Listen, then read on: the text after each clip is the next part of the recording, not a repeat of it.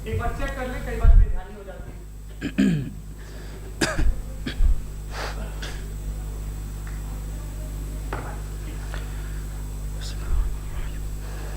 तमाम तारीफ़ें उस क्रिएटर के लिए जिसने इस यूनिवर्स को एक मकसद के तहत पैदा किया है। रिस्पेक्टेड जनाब जावेद अख्तर साहब, मिस्टर सौरभ द्विवेदी और respected audience, thank you all for being here today. आज की डिबेट में चूंकि हम बात करने वाले हैं डज गॉड एग्जिस्ट के टॉपिक पर, तो ये एक ऐसा टॉपिक है जिसके मुताल्लिक कोई भी डिसीजन लेने के लिए अलग अलग स्टैंडर्ड्स हो सकते हैं। लिहाजा डिबेट के शुरू में ये ज़रूरी है कि हम ये जान लें कि आज के इस टॉपिक में कौन सा स्टैंडर्ड सही होगा और कौन सा गलत होगा। सबसे पहला स्टैंडर्ड जिसे मैं समझता हूं कि हमारे रिस्पेक्टेड जनाब जावेद अख्तर साहब बड़ी तेज़ी के साथ उसकी तरफ लपकेंगे, वो है साइंस। जबकि साइंस दर हकीकत खुदा के एग्जिस्टेंस को डायरेक्टली साबित करने या उसके एग्जिस्टेंस को डिनाई करने के लिए स्टैंडर्ड नहीं बन सकती। और उसकी वजह क्या है, ये मैं नहीं कह रहा, ये वो लोग कह रहे हैं जो साइंस के एक्सपर्ट्स हैं। नेशनल एकेडमी ऑफ साइंस कहती है science doesn't have the processes to prove और disprove the existence of God. Why? क्योंकि साइंस का ताल्लुक एम्पेरिकल एविडेंस से है और एम्पेरिकल एविडेंसेस का ताल्लुक हमारे नेचुरल और फिजिकल वर्ल्ड से है, जबकि गॉड नॉन फिजिकल और सुपर नेचुरल रियलिटी है। लिहाजा नॉन फिजिकल रियलिटी को आप उस टूल के साथ नहीं चेक कर सकते जिसका काम फिजिकल रियलिटी को तलाश करना है। लिहाजा आज इस डिबेट में गॉड की एग्जिस्टेंस को साबित करने या उसे डिनाई करने में साइंटिफिक एविडेंस को एक्सेप्ट नहीं किया जाएगा। दूसरा स्टैंडर्ड हो सकता है रेविलेशन, कि रेविलेशन के जरिए हम ये साबित करें कि गॉड एग्जिस्ट करता है या नहीं। लेकिन ये स्टैंडर्ड भी आज इररेलेवेंट है। क्यों? क्योंकि रेविलेशन मेरे नज़दीक सोर्स ऑफ नॉलेज है, वैलिड सोर्स ऑफ नॉलेज है, लेकिन हमारे जावेद अख्तर साहब के नज़दीक ये वैलिड सोर्स ऑफ नॉलेज नहीं है। लिहाजा आज की डिबेट में मैं एक भी एविडेंस किसी भी मजहबी स्क्रिप्चर से नहीं दूंगा ताकि जावेद अख्तर साहब के लिए वो अनएक्सेप्टेबल ना हो। तीसरा जो मेयार हो सकता है वो है ऑब्जर्वेशन, कि भाई कोई कहे कि हमें खुदा दिखाओ, अगर है तो दिखाओ, या ये कि खुदा के एग्जिस्टेंस पर एम्पेरिकल एविडेंस दो, तो ये है दर हकीकत गलत टूल का इस्तेमाल करना। ये ऐसा ही है कि जावेद साहब मुझसे ये मुतालबा करें कि मुफ्ती साहब आप मेटल डिटेक्टर के जरिए प्लास्टिक डिटेक्ट करके दिखाएं। अब चूंकि प्लास्टिक डिटेक्ट नहीं हो पा रही है लिहाजा plastic does not exist. No, you are using the wrong tool. इस टूल से प्लास्टिक को डिटेक्ट नहीं किया जाता। लिहाजा मैं समझता हूं कि गॉड के एग्जिस्टेंस पर एम्पेरिकल एविडेंस का मुतालबा करना एक बचकाना मुतालबा है और हमारे रिस्पेक्टेड जनाब जावेद अख्तर साहब इस स्टेज से अब बहुत आगे निकल चुके हैं। अब बचता है एक ही स्टैंडर्ड और वो स्टैंडर्ड है अक्ल, लॉजिक, रीजनिंग। और यही वो स्टैंडर्ड है जिसके तहत गॉड की एग्जिस्टेंस को साबित किया जाएगा या गॉड की एग्जिस्टेंस को डिनाई किया जाएगा। लेकिन चूंकि ये बहुत इंपॉर्टेंट और सेंसिटिव टॉपिक है, इसलिए लॉजिकल आर्ग्यूमेंट भी ऐसा होना चाहिए जो डेफिनेटिव हो, इनडेफिनेटिव ना हो, जो 2 और 2 4 की तरह बिल्कुल वाजे हो, जिसे लॉजिकली रिजेक्ट करना पॉसिबल नहीं हो। फॉर एग्जाम्पल हम कहें हमारे रिस्पेक्टेड मिस्टर सौरभ साहब, ये एक इंसान है और तमाम इंसान कॉन्शियस बीइंग है। लिहाजा नतीजा क्या निकला, हमारे सौरभ साहब भी कॉन्शियस बीइंग है। क्या ये इनडेफिनेट आर्ग्यूमेंट है या डेफिनेट आर्ग्यूमेंट है? ये डेफिनेट आर्ग्यूमेंट है। ये 2 और 2 की तरह वाजे है, इसमें किसी तरह जो है लॉजिकली इसको रिजेक्ट नहीं किया जा सकता। तो अगर आज हमारे जावेद अख्तर साहब ऐसी कोई अकली दलील और लॉजिकल एविडेंस दें खुदा के ना होने पर जो डेफिनेट भी हो, तो मैं ये ऐलान करता हूं कि यकीनन मैं उस एविडेंस को कबूल करूंगा और उस पर गौर करूंगा। लेकिन साथ में ये भी ऐलान कर देता हूं प्रेडिक्शन के तौर पर कि ऐसा कोई डेफिनेट आर्ग्यूमेंट कोई नहीं पेश कर सकता। दलील हम देंगे और डेफिनेटिव दलील देंगे, लॉजिकल दलील देंगे, ऐसी दलील देंगे जो एंटायर एथिस्टिक वर्ल्ड उसे रेफ्यूट नहीं कर सकती। चलें अब हम एक एग्जाम्पल सोचते हैं, एक सिनेरियो, सिंपल सिनेरियो, तमाम ऑडियंस से गुजारिश है। हम और आप एक आइसोलेटेड आइलैंड पर हैं, ऐसा आइलैंड जहां पे हमसे पहले कोई कभी नहीं गया।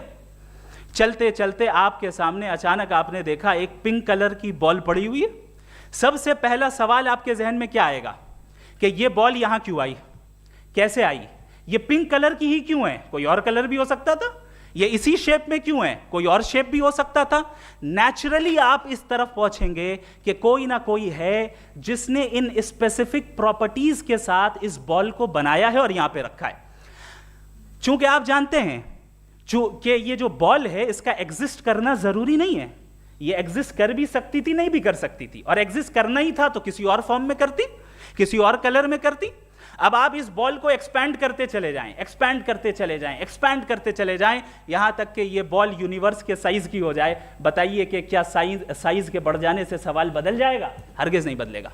अभी भी सवाल रहेगा, ये यूनिवर्स कहां से आया, इन स्पेसिफिक प्रॉपर्टीज के साथ कहां से आया, क्यों आया, किसने बनाया, ये सवाल उस वक्त भी वैलिड रहेगा। लेकिन ये सवाल अगर हम जनाब जावेद अख्तर साहब से करें तो चूंकि इनका वर्ल्ड व्यू एथिस्टिक है, और सिर्फ इनका नहीं, मतलब जितने भी एथिस्ट हैं और एथिस्टिक वर्ल्ड व्यू को रखने वाले से अगर आप ये सवाल करें कि ये यूनिवर्स कहां से आया, तो इनका जवाब या तो आर्ग्यूमेंट फ्रॉम इग्नोरेंस होगा या डॉगमेटिक होगा। या तो ये कहेंगे कि मुझे नहीं पता कि ये कहां से आया, लिहाजा गॉड डज नॉट एग्जिस्ट, ये आर्ग्यूमेंट फ्रॉम इग्नोरेंस है, या ये कहेंगे कि ये यूनिवर्स खुद ब खुद बन गया। इसका मतलब ये है कि उस बॉल को भी खुद ब खुद बन जाना चाहिए, लेकिन बॉल के ताल्लुक से ये एक्सप्लेनेशन एक्सेप्ट नहीं की जाएगी कि ये खुद ब खुद बन गई, लेकिन यूनिवर्स के ताल्लुक से कर दिया जाएगा। इसे हम दूसरे अल्फाज में डॉगमा भी कह सकते हैं। दूसरी चीज, हमारे जावेद अख्तर साहब जरूर गॉड ऑफ गैप्स की मिसाल भी जरूर देंगे, और मिसाल देंगे कि पहले ज़माने में बिजलियां कड़कती थी तो लोगों ने किसी एक खुदा की तरफ, और बारिश होती थी तो दूसरे खुदा की तरफ मंसूब कर दिया, उनके पास दलील नहीं थी। यह हमारा वर्ल्ड व्यू है ही नहीं, यह हमारा वर्ल्ड व्यू है ही नहीं, क्योंकि नेचुरल फिनोमेना के प्रोसेस की इंटरप्रिटेशन को जान लेने से यह कहां से साबित हो गया कि गॉड एग्जिस्ट नहीं करता है। इस पर मैं इंशाअल्लाह अभी आगे बात करूंगा। आप हजरात ये भी देखेंगे, और मैं ये एक्सपेक्ट करता हूं कि हमारे रिस्पेक्टेड जनाब जावेद अख्तर साहब ज़रूर इमोशनल आर्ग्यूमेंट्स भी देंगे, जो कि एक लॉजिकल फेलेसी है जब बात आती है ट्रुथ को डिसाइड करने में। क्यों?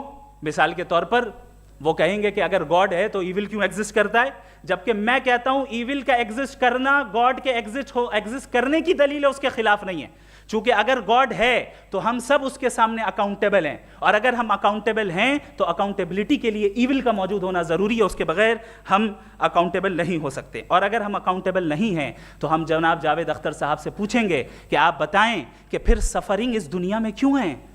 अगर खुदा नहीं है तो सफरिंग क्यों है? और उन लोगों के जज्बे का क्या जिनके अंदर सफरिंग के बाद इंतकाम लेने का जज्बा पाया जाता है और वो इस दुनिया से ऐसे ही चले गए, क्या उनकी सारी तकलीफें बेकार चली जाएंगी? अब आ जाएं उसी एग्जाम्पल की तरफ कि बॉल, मुझसे अगर कोई पूछे इस बॉल को किसने बनाया और या इस एक्सपेंडेड बॉल को किसने बनाया, मैं कहूंगा कि चूंकि ये यूनिवर्स और इस यूनिवर्स की तमाम चीज़ें कॉन्टिंजेंट हैं। कॉन्टिंजेंट होने का मतलब ये होता है कि जो अपने एग्जिस्टेंस पे किसी के ऊपर डिपेंड करती हो, तो जाहिर है ये यूनिवर्स कॉन्टिंजेंट है। और अगर कोई चीज़ कॉन्टिंजेंट नहीं है तो मैं रिक्वेस्ट करूंगा कि मुझे दिखा दें कि कौन सी चीज़ यूनिवर्स में कॉन्टिंजेंट नहीं है, हम भी ज़रा गौर कर लें और हम भी देख लें। और जब कॉन्टिंजेंट चीज़ें मौजूद हैं तो फिलोसोफर्स की इस्तिलाह के मुताबिक, हम उस टर्मिनोलॉजी के मुताबिक हम उस जगह तक पहुंचते हैं और उस हस्ती तक पहुंचते हैं जिसे नेसेसरी बीइंग कहा जाता है, कि ये वो नेसेसरी बीइंग है जिसका मौजूद ना होना नामुमकिन हो। क्योंकि अगर ये मौजूद ना हो तो सारी चीज़ें एग्जिस्टेंस में आएंगी ही नहीं, और ये सारी कॉन्टिंजेंट चीज़ें उसी के ऊपर डिपेंड करती हैं। अब अगर आप ये सवाल करते हैं कि फिर उस हस्ती को किसने बनाया, फिर उसका कॉज क्या है, फिर उसका कॉज क्या है, फिर उसका कॉज क्या है, और एंडलेसली चले जाएं, इसे हम कहते हैं इन्फिनिट रीग्रेस ऑफ कॉजेज, जो कि लॉजिकल फेलेसी है।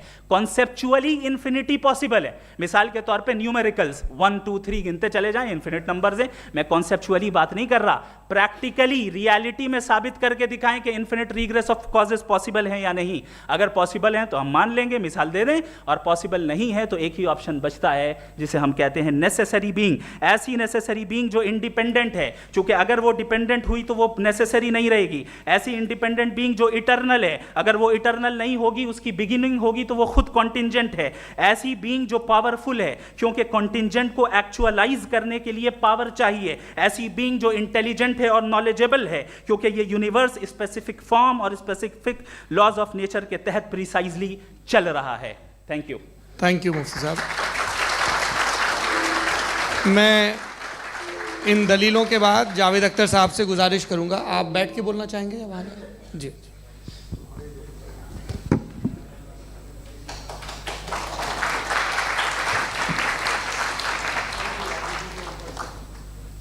पहले तो मैं मुफ्ती साहब को एक अच्छी खबर देना चाहूँगा कि मेरी नॉलेज साइंस के बारे में बड़ी मामूली है, तो आप फिक्र ना करें उसकी, लेकिन कुछ कॉमन सेंस है मुझ में। देखिए, ये खुदा का तस्वुर कोई नया तस्वुर नहीं है, ये सदियों से रहा है। ये कुछ रिलीजन 3000 साल पुराने होंगे, 4000 साल पुराने होंगे, लेकिन इंसान कोई 10,000 12,000 साल से एग्जिस्ट करता है होमो सेपियन की शक्ल में, और हमेशा कुछ ना कुछ मज़हब रहे। ये मज़हब जाहिलों के नहीं थे, ये मज़हब एक ऐसी ग्रीक सोसाइटी के थे जहाँ बड़े बड़े फिलोसफर्स पैदा हुए। ये मज़हब इजिप्शियंस के थे जिन्होंने पिरामिड्स बनाए थे। ये रोमन्स के थे कि जिनका आर्किटेक्चर और सेनेट यानी पहली बुनियाद डेमोक्रेसी की लिमिटेड थी, मगर डेमोक्रेसी थी, ये उन लोगों ने किए थे। तो इनका जो जुपिटर था, रा था, ज़्यूस था, उन्हें उस पर इतना ही एतमाद था जितना आज किसी मजहबी आदमी को अपने खुदा पे होगा। क्रिश्चियनिटी आने से पहले यूरोप में एक मज़हब था, जर्मेनिक रिलीजन। उसका एक खुदा था, उसकी एक बीवी थी, उसके 2 बेटे थे, एक बेटी थी। फिर जर्मनी में जब यूरोप में क्रिश्चियनिटी आई तो वो खुदा, उसकी बीवी और पूरे ख़ानदान चला गया। तो अगर हम हिस्ट्री देखें तो खुदा जो हैं वो ज़्यादातर फ़ानी है, वो हमेशा रहे नहीं। और वो जो लोग इन्हें मानते थे उनको आप कहें वो तो जाहिल थे, उन्हें तो कुछ पता ही नहीं था, ऐसा नहीं है। वो अपने वक्त में बड़े काबिल लोग थे और अपने वक्त में उन्होंने बड़े बड़े काम किए हैं, फिलोसफर्स थे, साइंटिस्ट थे, लेकिन उनका मज़हब कहाँ गया, उनके खुदा कहाँ गए? आज जो खुदा हैं दुनिया में लोग उन्हें मानते हैं। आपको क्या मालूम कि कितने बरसों के बाद क्या होने वाला है? हम यूरोप में देखते हैं तो चर्च खाली हैं। तो वक्त के साथ चीज़ें बदलती हैं। जहाँ तक इसका ताल्लुक़ है मज़हबों का, हर मज़हब आपसे एक चीज़ मांगता है, फेथ। ये फेथ क्या चीज़ होती है? What is the difference between faith and belief? ये तो बहुत ही अहमकाना बात होगी कि कोई आदमी कहे साहब अगर खुदा है तो मुझे दिखाइए। ये तो जाहिलाना बात हुई। मैंने तो नॉर्थ पोल नहीं देखा है, मगर मैं मानता हूँ कि नॉर्थ पोल है। मैं क्यों मानता हूँ?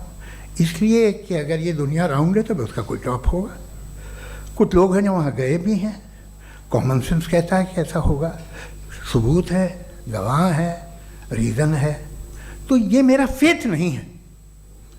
तो फेथ में और बिलीफ में डिफरेंस क्या है? जो मज़हब मांगता है आपसे, हर मज़हब फेथ मांगता है। फेथ का मतलब ये है कि ना कोई गवाह हो, ना कोई सबूत हो, ना कोई रैशनल हो, ना कोई लॉजिक हो, ना कोई प्रूफ हो, मगर तुम एक बात को मानो। ये है फेथ। वरना बिलीफ होता। अगर इसमें कुछ भी सबूत होते, गवाह होते, तो फिर इसे आप बिलीफ कहते हैं। जैसे मेरा बिलीफ है कि नॉर्थ पोल है, मेरा फेथ थोड़ी है। फेथ इन तमाम शर्तों को रद्द करता है। तो फिर स्टुपिडिटी क्या है? अगर मैं एक बात ऐसी मानूं जिसकी ना कोई लॉजिक है, ना कोई रैशनल है, ना कोई प्रूफ है, ना कोई गवाह है, ना कोई सबूत है, और मैं उसे मानूं, तो ये स्टुपिडिटी हुई। इसे ही भाई कल को मैं यकीन कर लूँ कि एलॉन मस्क जो है मेरा भाई है, तो मुझे इंतहाई खुशी होगी, सुकून भी बहुत मिलेगा मुझे।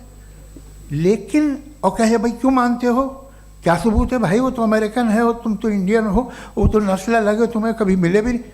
साहब देखिए, मेरा फेथ है, इस पर बात न किया। फेथ का मतलब ही यह है कि आप प्रूव नहीं कर सकते। अगर आप प्रूव कर सकते हो तो फेथ की ज़रूरत ही नहीं। फिर तो आप बात करेंगे, आप कितनी बहस कर लीजिए, अल्टीमेटली दुनिया का हर मज़हब फेथ पे टिका है। और फेथ का मतलब है एक ऐसा यकीन जिसका कोई सबूत, कोई गवाह, कोई रैशनल नहीं। अब आप ये कहें, क्या आप ये क्यों कह रहे हैं कि साहब ये कायनात किसने बनाई?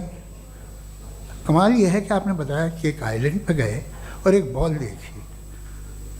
आपने ये नहीं कहा कि आइलैंड किसने बनाया, आपको सिर्फ बॉल पे हैरत हुई। हमने आइलैंड पे हमने हैरत नहीं की, होते हैं आइलैंड। इसी तरह ये आइलैंड है, सितारे, ये गैलेक्सीज, ये सब आइलैंड हैं खला में। हम उन्हें टेकन फॉर ग्रांटेड लेते हैं, हम पूछते नहीं किसने बनाए। आपने जजीरे के बारे में भी नहीं पूछा है। मेरी पैदाइश कैसे हुई? क्या मैं प्लान पैदा हुआ था? I was plan to be born, या एक लकी स्पर्म था जो किसी एक से चिपक गया? मेरी पैदाइश रैंडम। और इंसाफ जिसे आप कहते हैं, इंसाफ का तो नेचर से कोई वास्ता ही नहीं है। जो आप कहते हैं कि एक दिन इंसाफ मिलेगा, इंसाफ is a human concept, nature में कोई इंसाफ नहीं। अगर शेर हिरन को खा जाता है तो उसे कोई सजा नहीं मिलती। अगर एक आंधी आती है और हरे भरे पेड़ों को उखाड़ के फेंक देती है तो आंधियों की जेल नहीं होती है। नेचर में इंसाफ नहीं, इसलिए मुझे नेचर को इंसाफ की ज़रूरत भी नहीं। नेचर तमाम एक है। अब हम कहें कि साहब ये देखिए जो मैंने खाना खाया था, ये मेरी आँख तो नहीं यूँ कर दिया उसे, तो इसे सज़ा मिलनी नहीं, वो सिस्टम है, ऐसे ही चल रहा है। नेचर बग़ैर इंसाफ के है। इंसाफ इज़ अ ह्यूमन कॉन्सेप्ट। तो जो आपसे कहता है कि मैं तुम्हें इंसाफ दूंगा, वो इंसानी जहन की पैदावार है। ये नेचुरल है ही नहीं, ये आसमानी है ही नहीं।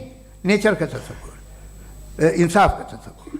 भाई आप साथ मिलते हैं, अब आप लेफ्ट हैंड ड्राइव करते हैं, ये क्या है? तमाम सच, तमाम नेकी, तमाम शराफत लेफ्ट हैंड ड्राइव है। वरना क्या होगा, या तो आप क्रॉस कर देंगे, आपका एक्सीडेंट हो जाएगा, या आप किसी को मार देंगे, या ट्रैफिक जैम हो जाएगा। झूठ, बेईमानी, रिश्वतखोरी, ये तमाम जो है driving on the wrong side है। इसके ऊपर कुछ नहीं। ये तो हमने बनाया, जैसे हमने लेफ्ट हैंड ड्राइव बनाई है। ये कॉन्सेप्ट ऑफ इंसाफ जो है ये हमारा है, इसका नेचर से कोई वास्ता नहीं। शेर खा जाता है हिरन को, उसे जेल होती है क्या? कुछ भी नहीं, है ही नहीं। तो ये जो दुनिया के रिलीजन प्रॉमिस करते हैं आपसे इंसाफ, इसी से मालूम होता है कि ये मैन मेड है। ये तसव्वुर कहीं और का है ही नहीं। जो नेचर है, कुछ लोग कहते हैं नेचर ही खुदा है, तो नेचर में तो इंसाफ नहीं कहीं। और आप वादा कर रहे हैं कि तुम्हें मरने के बाद इंसाफ मिलेगा। मुझे अगर मिलेगा तो मैं बहुत खुश होऊंगा, लेकिन मैं यकीन नहीं कर पाता हूँ, इसलिए कि मैं फेथ नहीं पैदा कर सकता। The very fact that religions demand faith, इसका मतलब है कि उनके पास जस्टिफिकेशन नहीं है। अच्छा साहब, फिर रिलीजन अगर मॉडरेशन में है, कोई सा भी रिलीजन, वो आप में कुछ खूबियाँ भी पैदा करता होगा। देखिए उससे ये फ़ायदा है, वो फ़ायदा है। अल्कोहल जो है वो ज़्यादातर दवाओं में यूज़ होती है, और एक सर्वे किया गया था अमेरिका में कि लॉन्जिटिविटी किन लोगों की है। तो एक तरफ वो लोग थे जो शराब पीते ही नहीं थे, और एक तरफ वो थे जो एक बोतल शराब रोज़ पीते थे। सबसे ज़्यादा लंबी उम्र उनकी है जो 2 पैक नाप के शराब पीते और खाना खाते हैं। मगर हम शराब को बुरा समझते हैं, मैं भी बुरा समझता हूँ। क्यों? ऐसा होता नहीं। कुछ चीज़ों में आदत होती है कि वो बढ़ती है। आज तक में एक आदमी दूध पीता है, आप 10 साल बाद भी मिलेंगे तो एक ही गिलास पीता होगा। ऐसा नहीं होता, सुबह से दूध पीता रहता है। मिल्कोहलिक मैंने नहीं देखे, अल्कोहलिक होते हैं। ये टेंडेंसी है मजहब की कि वो बढ़ता है, जैसे कैंसर बढ़ता है, जैसे शराब बढ़ती है।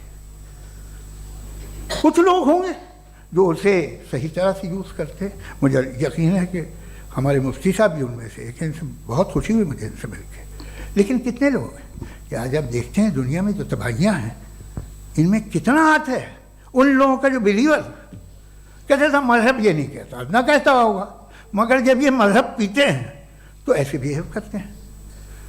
थोड़ा सा अगर हो तो शायद बहुत अच्छी बात, लेकिन शराब थोड़ी सी नहीं रहती, उसमें टेंडेंसी है पहले। थोड़ा सा अगर 2-3 कैंसर के सेल हो ना बॉडी में तो आदमी सिम रहेगा, लेकिन वो 2-3 सेल नहीं रहते, वो मल्टीप्लाई होते हैं। जावेद साहब टाइम पूरा हो गया। टाइम हो गया तो बस बात खत्म हो गई। अच्छा, मुझे कुछ और कहने को था भी नहीं। जी, मैं पहले जवाबी दौर के लिए इनवाइट कर रहा हूँ मुफ्ती साहब को। Your rebuttal round 1, you have 7 minutes.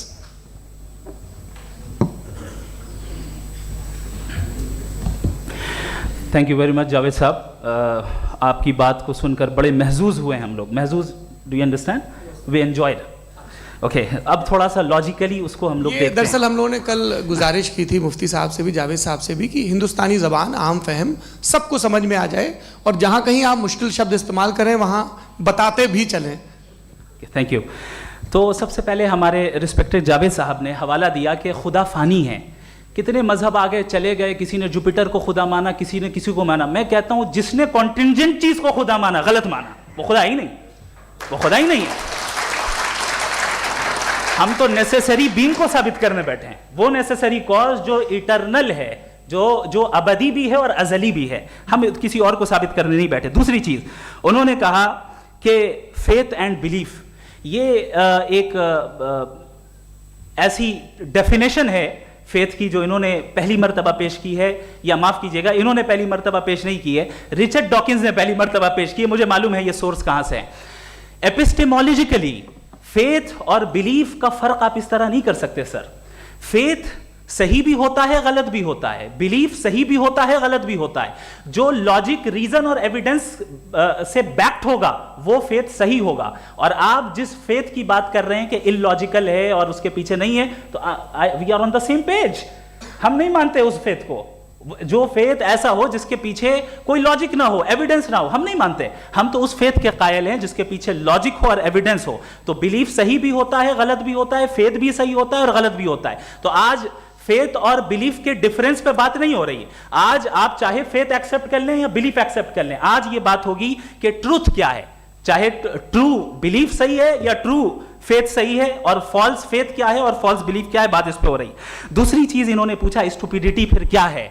अगर फेथ रिलीजन स्टुपिडिटी नहीं है तो और क्या है? चूंकि फेथ का मुतालबा करते हैं तो स्टुपिडिटी क्या है? मैं कहता हूं स्टुपिडिटी एथिज्म है। उसकी वजह यह है कि आप एक सड़क पे जा रहे हो और आप किसी गार्डन में जाएं और देखें वहां लिखा है फूलों के साथ I love Javed Akhtar, and I really do, I love you sir. So जब आप वहां पर पहुंचे तो वहां पहुंचकर अब ये बताएं, क्या आप ये कहेंगे wow what a natural selection? ये क्या नेचुरल सिलेक्शन है? नहीं, ये प्रिसाइजली डिजाइंड है, इसके पीछे डिजाइनर है। लिहाजा अगर कोई एक ऐसी कॉमन सेंस की बात को कबूल नहीं कर रहा है कि यूनिवर्स जो इतने प्रिसाइजली काम कर रहा है, हम कहते हैं कि खुद ब खुद बन गई, मैं समझता हूं इससे बड़ी स्टुपिडिटी और कुछ नहीं है। ये इर्रेशनल चीज है। फिर हमारे सर ने कहा कि आपने बॉल पे फोकस किया, आइलैंड पे फोकस नहीं किया। अरे आइलैंड को किसने बनाया यही समझाने के लिए तो बॉल की मिसाल दे रहा हूं। और बॉल भी कॉन्टिंजेंट है, आइलैंड भी कॉन्टिंजेंट है, दोनों नेसेसरी बीइंग का मुतालबा करते हैं। आगे इन्होंने कहा कि नेचर में कोई इंसाफ नहीं है। हम डिसाइड करते हैं कि मोरालिटी क्या होती है, इंसाफ क्या होता है। हम डिसाइड करते हैं, जैसे ड्राइविंग सीट में ट्रैफिक वाला, ये तो किसी खुदा ने नहीं कहा, ये है, इसे कहते हैं फॉल्स इक्विवेलेंस। ये एक लॉजिकल फेलेसी है। आपने जो है मिसाल दी ड्राइविंग की और ट्रैफिक की, ये सब्जेक्टिव मोरालिटी है। आप सब्जेक्टिव मोरालिटी को मिसाल बनाकर ऑब्जेक्टिव मोरालिटी के ऊपर नहीं थोप सकते। इंसाफ की ऑब्जेक्टिव मोरालिटी है। अगर आप ये कहते हैं कि नेचर में इंसाफ नहीं है तो इंसाफ का न होना ये नेचुरल हुआ, तो फिर नेचर को नेचर रहने दे, क्यों हम इतना स्ट्राइव कर रहे हैं दुनिया में इंसाफ लाने के लिए? ये तो इलॉजिकल बात है, इर्रेशनल बात है।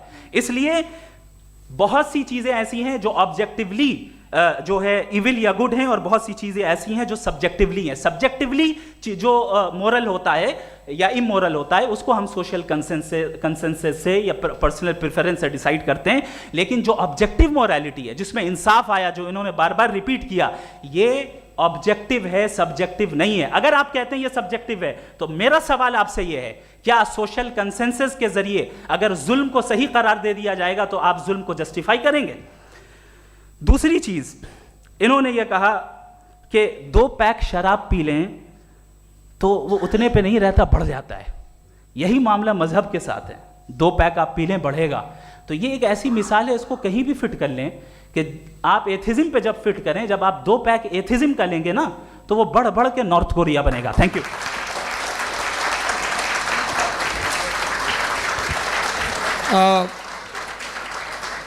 फर्स्ट राउंड के रिबटल के लिए मैं जावेद साहब को इनवाइट कर रहा हूं। आपके पास 7 मिनट का वक्त है, रीसेट कर दीजिएगा प्लीज़। मुझे इस बात की खुशी है कि मुफ्ती साहब ने भी मान लिया कि नेचर में कोई इंसाफ नहीं है। तो कोई भी चीज़ जो इंसान ने नहीं बनाई है उसमें इंसाफ नहीं होता है। एक बात मैं आपसे अर्ज़ करूँ, जरा पता लगा लीजिएगा, ये जो आप बाग में जाते हैं बेहद खूबसूरत फूल देखते हैं ना, इनमें से कोई नेचुरल नहीं है। ये सारे फूल क्रॉस करके बनाए गए हैं। जो जंगल में फूल होते हैं नहायत मामूली होते हैं, ये फूल इंसानों ने बनाए हैं। जो आप बाग में देख के वाह वाह कहते हैं, ये इंसानों के बनाए हुए हैं। डिफरेंट फूलों को क्रॉस करके, डेवलप करके, फिर क्रॉस करके इस तरह से बनाए गए। नेचुरल फ्लावर नहीं। किसी जंगल वीरान में जाके आप गुलाब के फूल नहीं देखेंगे। ये सब बनाए हुए इंसान ने, बहुत से काम इंसान ने किए हैं। बाकी है कि आपने मेरी एक बात का जवाब नहीं दिया, जिससे मुझे शिकायत है कि फेथ क्या है और आप फेथ मांगते क्यों हैं मुझसे? आप तो लॉजिकल हैं, आपके पास तो सारे रैशनल्स हैं, आपके पास सारे सबूत हैं, तो आपको फेथ की डिमांड क्यों करते हैं कि भाई तुम सरेंडर कर दो और सवाल मत करो? कोई मजहब सारे सवाल करने की इजाज़त नहीं देता है और मना करता है कि ज़्यादा सवाल ना करो, बहक जाओगे तुम। आप क्यों रोकते हैं? हकीकत यह है कि इंसानी तारीख क्या है। इंसानी तारीख ये है कि दुनिया में 2 तरह के लोग हुए हैं। एक वो जिन्होंने अपनी लाइल्मी की परस्तिश की है, दूसरे वो जिन्होंने अपनी इग्नोरेंस या लाइल्मी से झगड़ा किया है और मालूम किया है कि क्या है। ये जो आप कह रहे हैं, आज आप हैरान हैं कि भाई ये यूनिवर्स कैसे बनी। लोग हैरान थे कि सूरज डूबता है तो इधर से कैसे निकलता है। और आप एक कदम जाके हमेशा का मानने को तैयार है, एक कदम पीछे ही मान जाइए। भाई आप इसके बाद जाते हो, कहते सवाल ना करना कि ये कहाँ से आया, ये पावर तो हमेशा से हमेशा रहेगी। तो आप यूनिवर्स के बारे में मानने में क्या तकलीफ है? एक कदम पहले रुक जाइए। ये हमेशा से थी या नहीं थी, हमें मालूम नहीं है। और ये कहना कि हमें मालूम नहीं है, कमाल ये है कि दुनिया के सारे मज़हब सब जानते हैं ये दुनिया कैसे बनी थी, कैसे मिटेगी, मरने के बाद क्या होगा, इनको सब इल्म है। इनको किसी को डायनासोर होते थे पहले ये नहीं पता था, किसी को नहीं पता। किसी भी दुनिया की मजहबी किताब में डायनासोर का जिक्र नहीं है। लेकिन बाकी सब बातें, how to make universe in 4 easy lessons and बाकी सब पता है। जिसको सब पता है वो गड़बड़ है।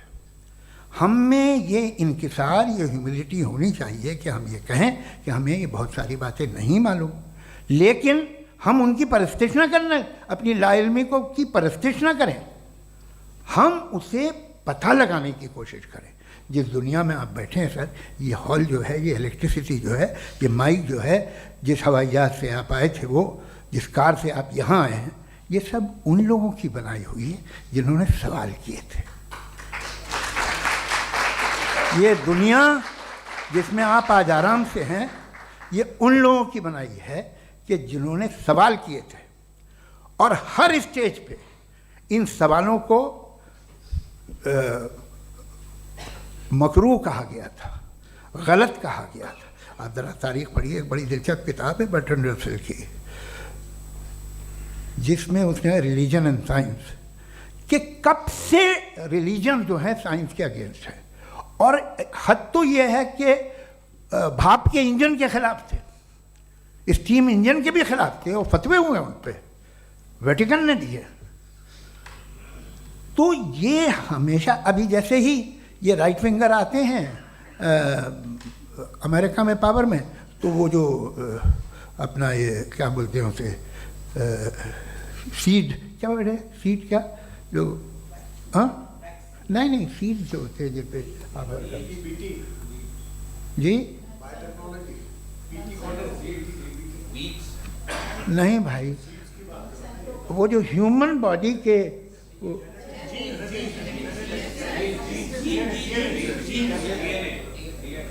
उस पर रिसर्च बंद हो जाती है, रिपब्लिकन नहीं करने देते। अरे भाई इतना डर क्या है तुम्हें? एक ज़माने में बहुत नाराज़ थे ये सारे मजहबी लोग कि ये इंसान तो इंसान बनाने की कोशिश कर रहा है। आपको क्या तकलीफ भाई, बना ले तो बना लेने दो, ये खौफ क्या है? और ये सब आज जो आप कह रहे हैं नामुमकिन है, ये कैसे हुआ? मुझे एक किस्सा याद आता है। जब मैं छठी क्लास में था तो मैं मैथमेटिक्स में बहुत वीक था, तो एक टीचर रख दिया गया, उसने 1 2 3 4 5 6 7 को सिखा दिया मुझे। वो दिन मैं भूल नहीं सकता हूँ मुफ्ती साहब, जिस दिन उसने ये बताया कि 1/2 क्या होता है और 3/4 क्या होता है। मुझे ऐसा लगा कि मेरा सर बीच से फट जाएगा। ये आदमी कह रहा है कि जो दीवार के अंदर जाओ वॉक करते हुए। आज हंसता हूँ मैं इस बात पे। तो आज जो बातें आपके जहन से बिल्कुल परे हैं और आप हैरान होते हो उन्हें देख के, एक वक्त आएगा कि मामूली लगेंगे। और हुआ है, आपकी इंसानी तारीख़ ही है। इतनी जल्दी सारे फैसले आप मत कर लीजिए, थोड़ा ये ह्यूमिलिटी रखिए कि भाई ये हमें नहीं मालूम। ये कहने में क्या आ रहा है? ये यूनिवर्स कहाँ तक फैली, ये कब से है और कब तक रहेगी, हमें नहीं मालूम। आपने फैसला कर लिया कब बनी। ये आपके हिसाब से कोई 14 बिलियन ईयर्स बनी जो समझा जाता है। उससे पहले हज़ारों करोड़ों अरबों साल तक खुदा बैठा क्या कर रहा था? खामोश बैठा था, ऐसे ही जमाइयाँ ले रहा था। फिर उसे आइडिया आया, यार एक काम करते, वक्त अच्छा गुजर जाएगा, यूनिवर्स बनाते। सोचिए, वो तो हमेशा से है ना, मगर यूनिवर्स हमेशा से नहीं है, ये तो बनाई गई है। और उससे पहले क्या था, इनका क्या काम था?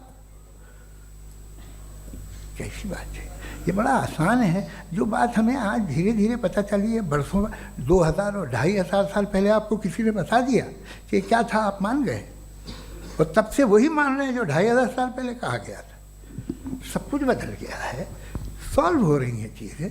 अभी साइंस बिल्कुल दावा नहीं करती, या कोई फिलोसफर ये दावा नहीं करता कि हमें सब मालूम, बल्कि वो कहता है कि हमें जितना मालूम होता है उससे ये मालूम होता है कि हमें कितना कम मालूम।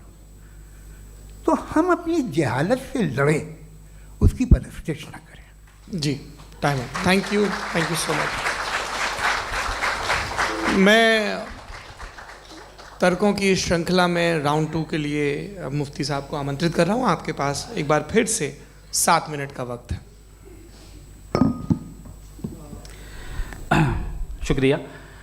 जनाब जावेद अख्तर साहब कई मर्तबा दोहरा रहे हैं कि फ़ेथ का मतलब बताइए, फ़ेथ का मतलब बताइए। मैंने बता दिया, फ़ेथ सही भी होता है, गलत भी होता है। और आज हम फ़ेथ पे बात नहीं कर रहे, हम ट्रुथ और डज गॉड एग्जिस्ट पे बात कर रहे हैं।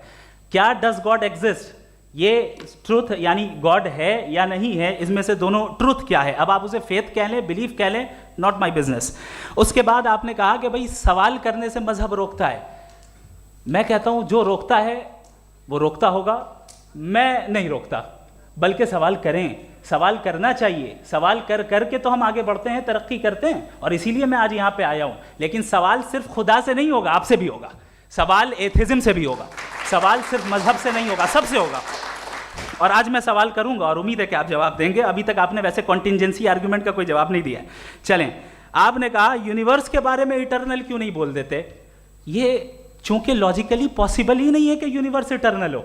यूनिवर्स एक कॉन्टिंजेंट चीज़ है जो टाइम एंड स्पेस के पाबंद है, टाइम एंड स्पेस से बाउंड है। जो टाइम एंड स्पेस से बाउंड होगा वो कॉन्टिंजेंट होगा, जो कॉन्टिंजेंट होगा वो उसकी बिगिनिंग हुई होगी, जिसकी बिगिनिंग हुई होगी वो इटर्नल नहीं हो सकता। ये तो कॉमन सी बात है। आपने कहा कि किसी मजहबी किताब में डायनासोर का जिक्र नहीं है। अफसोस कि आज तक किसी मैथमेटिक्स के किताब में मुझे डायनासोर का जिक्र नहीं मिला। तो इसका मतलब मैथमेटिक्स की किताब बेकार है? नहीं, उसका वो टॉपिक नहीं है। रेवलेशन का और मजहबी किताबों का टॉपिक ये नहीं है कि आपको आके बताए साइकिल कैसे बनाते हैं, या आकर ये बताएं कि जो है डायनासोर कब था। वो तो मोरालिटी सिखाने आया है, गॉड के बारे में बताने आया, नॉन फिजिकल रियलिटी की हकीकत को सिखाने के लिए आया। रिलीजियन साइंस को रोकता है? नहीं रोकता। अगर रोकता है तो गलत करता है। रिलीजियन साइंटिज्म को रोकता है, जिसमें हमारे जावेद साहब मुब्तला हैं। साइंस और साइंटिज्म में फर्क है। साइंटिज्म यह है कि आप समझें कि साइंस और साइंटिफिक मेथोडोलॉजी ये नॉलेज को हासिल करने का वाहिद सोर्स ऑफ नॉलेज है, यह है साइंटिज्म। हम इसे रिजेक्ट करते हैं। हम साइंस को तो तरक्की करते हैं, भाई आप हमारी पूरी तारीख कर लें, पढ़ लें तो आपको पता चल जाएगा। बहरहाल ये अलग टॉपिक है। उसके बाद इन्होंने एक लफ्ज़ कहा, वेटिकन ने फतवा दिया। वेटिकन का फतवे से कोई ताल्लुक नहीं है, दोनों कॉन्ट्राडिक्टरी अल्फाज हैं। उसके बाद उन्होंने कहा कि भाई हमें नहीं मालूम। अगर नहीं मालूम तो क्लियरली कह देना कि नहीं मालूम है, इसमें क्या हरज है? तो वही तो मैं कह रहा हूं ना कि आप कह दें कि नहीं मालूम, लेकिन क्लेम क्यों कर रहे हैं कि गॉड एग्जिस्ट नहीं कर रहा है? आप कह दें नहीं मालूम है, हो सकता है हो सकता ना हो, लेकिन आप क्लेम कर रहे हैं। The moment you say God does not exist, this is a claim, and now the burden of proof is upon you too, जैसे हमारे ऊपर है। और क्यों है मैं बताता हूं, क्यों है ये भी मैं बताता हूं। फिलोसॉफिकली जो क्लेम होता है ना, सिर्फ ये नहीं होता कि इंसान कहे पॉजिटिव क्लेम करे और नेगेटिव क्लेम करे तो बर्डन ऑफ प्रूफ नहीं है। आप मिसाल के तौर पे मैं कहूं कि फुला उस कमरे में कोई नहीं है, मैंने एक नॉलेज का क्लेम किया है। उस कमरे में कोई नहीं है, मैंने एक नॉलेज का क्लेम किया। या तो मैं कहूं मुझे नहीं पता, हो भी सकता है नहीं भी हो सकता है, this is not a claim. लेकिन जब मैं कह रहा हूं कि वहां कोई नहीं है, या मैं कह रहा हूं वहां कोई है, दोनों क्लेम है और दोनों के ऊपर बर्डन ऑफ प्रूफ है। हमारे ऊपर भी बर्डन ऑफ प्रूफ है, मैंने कंटिजेंसी आर्ग्यूमेंट दिया, इसे तोड़कर दिखाइए।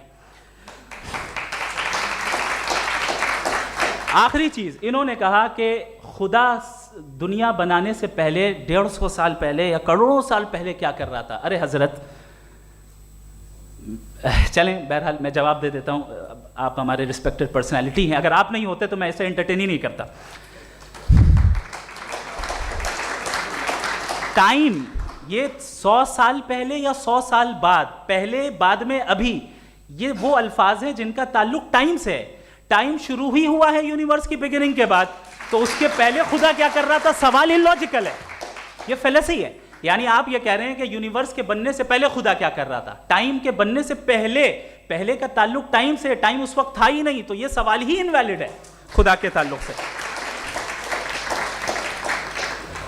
दूसरी चीज, आर्ग्यूमेंट ऑफ कंटिजेंसी जो मैंने आपके सामने पेश की है, आपने बार बार ये प्रूफ किया और ये कह रहे हैं कि गॉड ऑफ गैप्स। देखिए, पहले नहीं मालूम था, साइंस ने कर दिया। सिंपल्स की मिसाल से मैं समझा देता हूं। जिस गैप्स की आप बात कर रहे हैं ना, साइंस उन गैप्स को जिन चीज के जरिए भी प्रूव करेगा वो कॉन्टिजेंट ही होगा, अब चाहे वो फोर्स हो, मैटर हो या एनर्जी हो। लिहाजा सवाल हमारा उस वक्त भी वैलिड होगा जब तक कि आप नेसेसरी बीइंग पे ना आ जाएं, और इन्फिनिट रिग्रेस पॉसिबल नहीं है of causes in practical world, तो जाहिर है कहीं रुकना पड़ेगा, जहां रुकेंगे वही खुदा है। दूसरी चीज, आपने ये कहा, क्या कह रहा था मैं, किस पॉइंट को? What? Oh no, after that. Just now. हाँ, जहां रुकेंगे वही खुदा है। बहरहाल, तो टाइम का जिक्र हो गया, गॉड ऑफ गैप, सॉरी, या इसकी एक मिसाल आप ले लें। एक कार है, एक साहब ने देखा कि भाई कार जो है उसके व्हील्स कितने अच्छे लगे हुए हैं सही जगह पे, स्टीयरिंग जो है कितने अच्छे जगह पे लगी हुई है, और सीट्स कितने वेल डिजाइंड है, कितनी प्रिसाइजली ये कार काम कर रही है, तो जरूर कोई ना कोई इसे क्रिएट किया है, किसी ने क्रिएट किया है। अब जावेद साहब आए और कहे, अरे जनाब बोनेट खोलिए, इसमें इंजन है, इंजन इस कार को चला रहा है, hence prove no one has created the car. This is illogical, this is irrational. आपने इंजन के जरिए उस गैप को तो साबित किया, लेकिन क्या उससे कार की जो क्रिएशन है और उसका जो क्रिएटर है ये इम्पॉसिबल हो जाए? ऐसा पॉसिबल है? उसका सवाल खत्म हो जाए, ऐसा पॉसिबल है? नहीं। आपने गैप्स को फिल करके, कॉन्टिंजेंट चीजों से गैप्स को फिल करके हमारे ऑब्जर्वेशन को और ब्रॉड कर दिया। अब हमें और पता चल गया कि ये जो कार है इसका सिस्टम कितना ज्यादा कॉम्प्लेक्स है। पहले कम समझते थे, अब कॉम्प्लेक्सिटी और ज्यादा वाजे हो गई। अब हमें समझ में आ रहा है कि हमारी सर्टेनिटी और बढ़ गई कि जरूर इस कार को किसी ना किसी ने बनाया। यही मामला यूनिवर्स का है। साइंस हमेशा फिजिकल वर्ल्ड की चीजों को ही फिल करती जाएगी और फिजिकल चीजों से ही करती जाएगी, चूंकि एम्पेरिकल एविडेंस का ताल्लुक फिजिकल वर्ल्ड से है। आप साइंस के जरिए मेटाफिजिकल रियलिटी को कभी साबित नहीं कर सकते। ये रॉन्ग टूल का इस्तेमाल करना है। ये वही काम है कि आप मेटल डिटेक्टर से प्लास्टिक डिटेक्टर करने चलें, जो कि जाहिर है सही नहीं है। Thank you.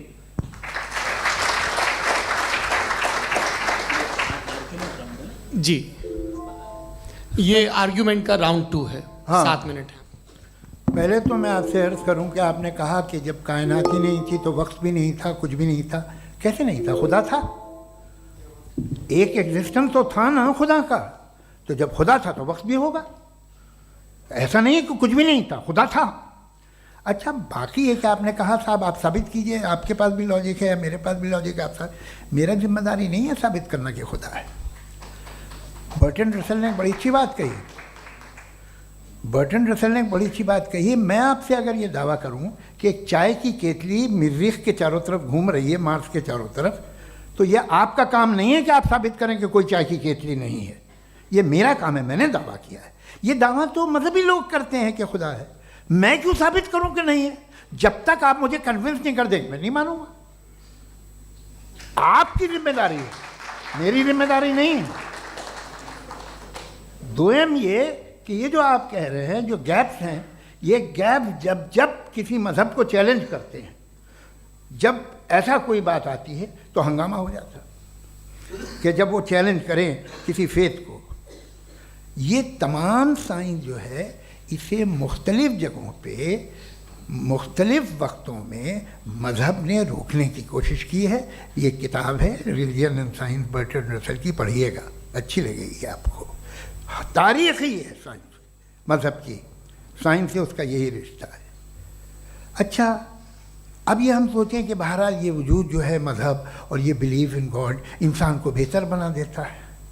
तो एक काम कीजिए, हिंदुस्तान वर्ल्ड का नक्शा लीजिए और मार्क कीजिए कि रिलीजन कहाँ कहाँ ज़्यादा है, कहाँ कहाँ, चाहे वो लैटिन अमेरिका हो या मिडल ईस्ट हो या फार ईस्ट हो या हिंदुस्तान के वो इलाके जहाँ मजहबियत ज़्यादा है। रख दीजिए नक्शा अलग।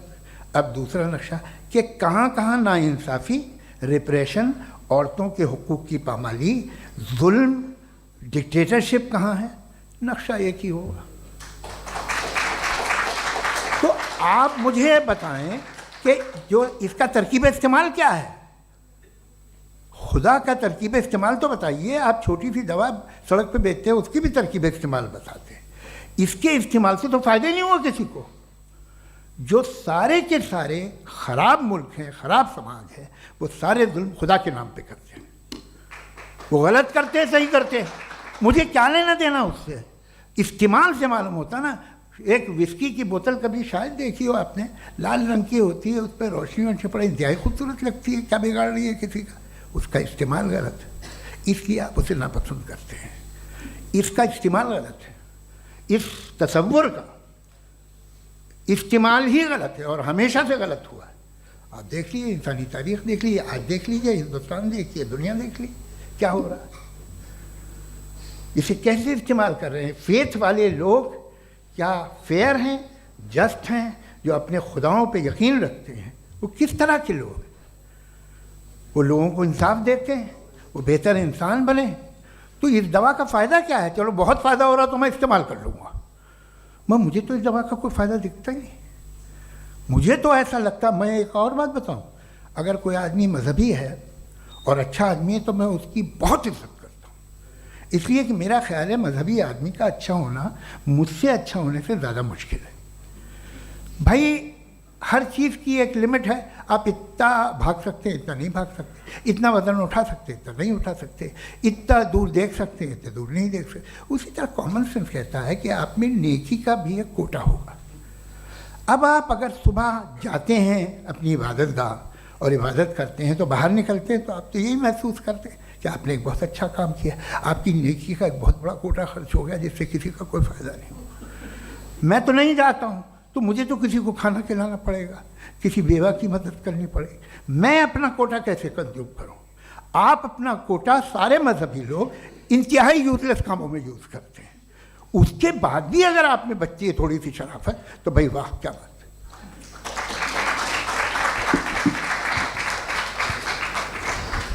एक तो मुझे ये बात बहुत अच्छी लग रही है कि दोनों ही विद्वान समय को मानते हैं और बहुत समय से अपनी दलीलें और बाज़ दफ़ा समय से पहले अपनी तकरीरें पूरी करके अपनी अपनी कुर्सी पर बैठ रहे हैं। ये इस आर्ग्यूमेंट का राउंड 2 पूरा हुआ। अब रिबटल का राउंड 2 है और उसके बाद क्रॉस एग्जामिनेशन होगा। नहीं, आपका आर्ग्यूमेंट हो गया सर। हमारे यहाँ स्कूल के सिलेबस में पंच परमेश्वर कहानी पढ़ाई जाती है प्रेमचंद जी की लिखी हुई। आप निश्चिंत रहिए, आपके कोई राउंड में मिस नहीं होने दूंगा। रिबटल का राउंड 2 मुफ्ती शमाइल नदवी साहब।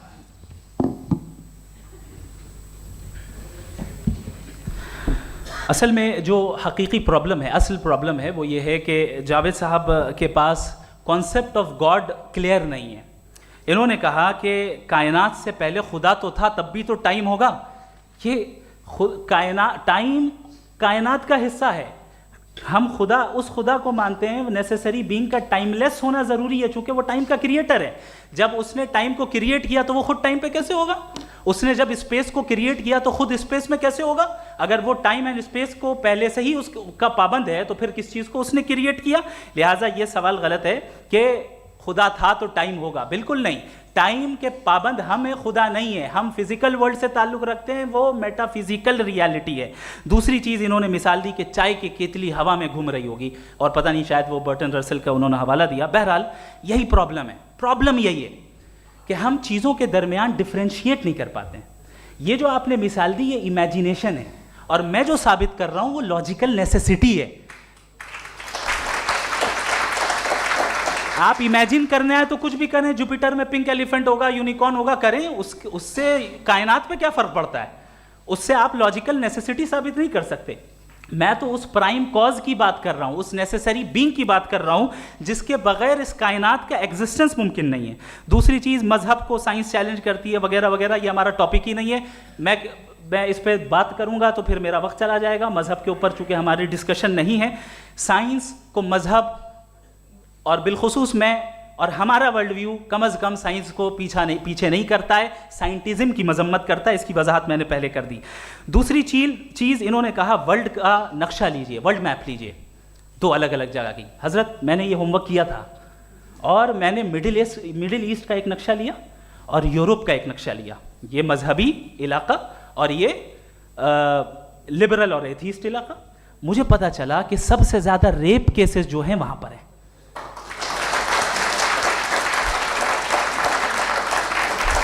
मुझे ये पता चला यूएन की रिपोर्ट के मुताबिक, मैं ये अपने घर से नहीं लेके आ रहा, कि जो वर्किंग वुमेन है यूरोपियन कंट्रीज में उसमें 81% वुमेन सेक्सुअल हैरेसमेंट का वर्क में शुमार हो रही है। ये मिडिल ईस्ट में नहीं हो रहा है, वो मजहबी लोग हैं इसलिए नहीं हो रहा है। दूसरी चीज आपने ये कहा कि मजहबी आदमी का अच्छा होना हमारे अच्छे होने से बहुत मुश्किल है, बहुत मुश्किल है। तो इसका मतलब यह है कि गॉड के अलावा आपके पास अच्छे और बुरे का कोई स्टैंडर्ड है। मैं चाहूंगा कि कन्वर्सेशनल स्टाइल वाली डिस्कशन और सेगमेंट पे इसी पे बात कर लेते हैं। Thank you very much.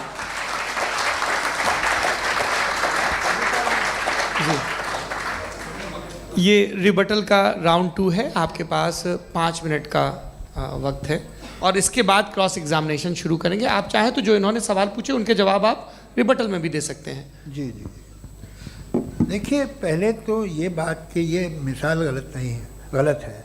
इन्होंने पहले ही हमको डिसार्म कर दिया।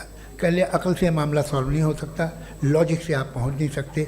ये एक मेटाफिजिकल चीज़ है। मेटाफिजिकल अजीब सा लफ्ज़ है, ठीक से किसी को माने नहीं मालूम इसके, तो ऐसा लगता है कुछ बड़ी चीज़ है।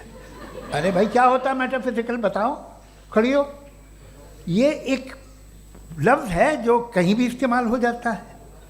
जब आप एक बात कर रहे हैं और आप मुझसे बहस कर रहे हैं तो मुझे मेटाफिजिकल मत बताइए, आप लॉजिकली मुझे प्रूफ किए। और अगर लॉजिकली आप नहीं बात करते साहब ये मेटाफिजिकल है, तो फिर हम आप बात क्या कर रहे हैं? मेरा आपका किस ज़बान में कॉन्वर्सेशन होगा? और ये कहना कि वक्त पहले नहीं था, तो फिर क्यों कहते हैं ये हमेशा से हमेशा रहेगा? हमेशा वक्त है, तो आप कैसे कहते हैं वो हमेशा से है और हमेशा रहेगा? हमेशा का मतलब है कोई वक्त, अगर वक्त ही नहीं है तो हमेशा कैसे? बाहर वो रहेगा। अब मैं ये देखता हूँ, आपने कहा ना कि वहाँ रेप ज़्यादा होते हैं, तो हम एक बात देखते हैं कि ये दुनिया जिस पे वो कादर मुतलक है, जिसकी मर्ज़ी के बगैर पत्ता भी नहीं हिलता, ओमनीपोटेंट है, ये दुनिया चल कैसे रही है? और इस दुनिया का हाल क्या है? 45,000 बच्चे जो 10 साल की उम्र से कम थे वो गाजा में मरे। भूख से काला हांडी में बच्चे मरते हैं और डिप्थेरिया से मरते हैं। डिप्थेरिया अजीब मर्ज है, गले में जाली बनना शुरू होती है, बच्चा नीला हो जाता है, गरीब का बच्चा, इसलिए कि उपास इलाज नहीं। ये कादर मुतलक है, जो चाहे कर दे। इससे आप दुआएं मांगते हैं हमारी, ये काम कर दे वो कर दे, तो इसका मतलब डे टू डे लाइफ में वो इंटरफेयर करता है और ये देख रहा है वो। अगर वो वाकई भी है फॉर डिस्कशन सेक, तो मैं जब दुनिया देखता हूँ तो मेरे दिल में उसके लिए कोई इज्जत नहीं पैदा होती। ये क्या कर रहे हो तुम पूरे ऑल पावरफुल हो, ओमनीपोटेंट हो, ओमनी प्रेजेंट हो।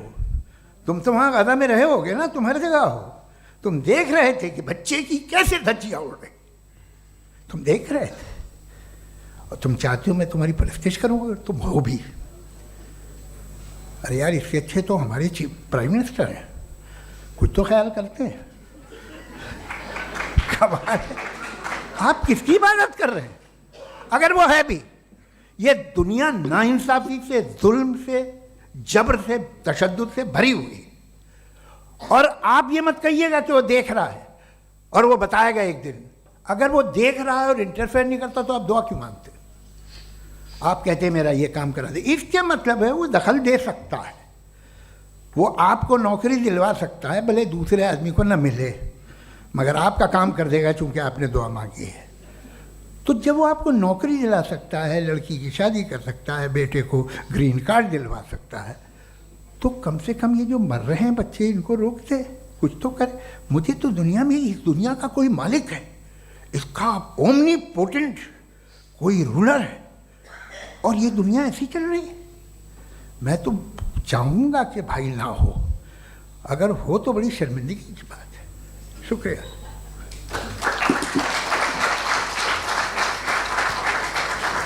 देवियों और सज्जनों, इस बहस के 2 राउंड और 2 रिबटल पूरे हो चुके हैं। अब सबसे ज़रूरी और सबसे मुश्किल राउंड शुरू हो रहा है, क्रॉस एग्जामिनेशन का। अब इन विद्वानों की सज्जनता की एक परख भी होगी और वक्त हमने 16 मिनट का तय किया है। पहला सवाल आप पूछना चाहेंगे? जी बिल्कुल। पहले बोले भी आपके आप माइक ले लीजिएगा हाथ में, ये नीचे से होना चाहिए। जी मैं बोलता हूँ, ये डायस हटा सकते हैं क्या हम थोड़ा क्विकली? डायस पीछे कर दीजिए बस थोड़ा सा, है, ताकि ये जो दाएं बाएं लोग बैठे हैं, इसे हटा ही दीजिए। अब हम वहाँ तो जाने वाले नहीं, आराम से आराम से दोनों तरफ से हटा दीजिए।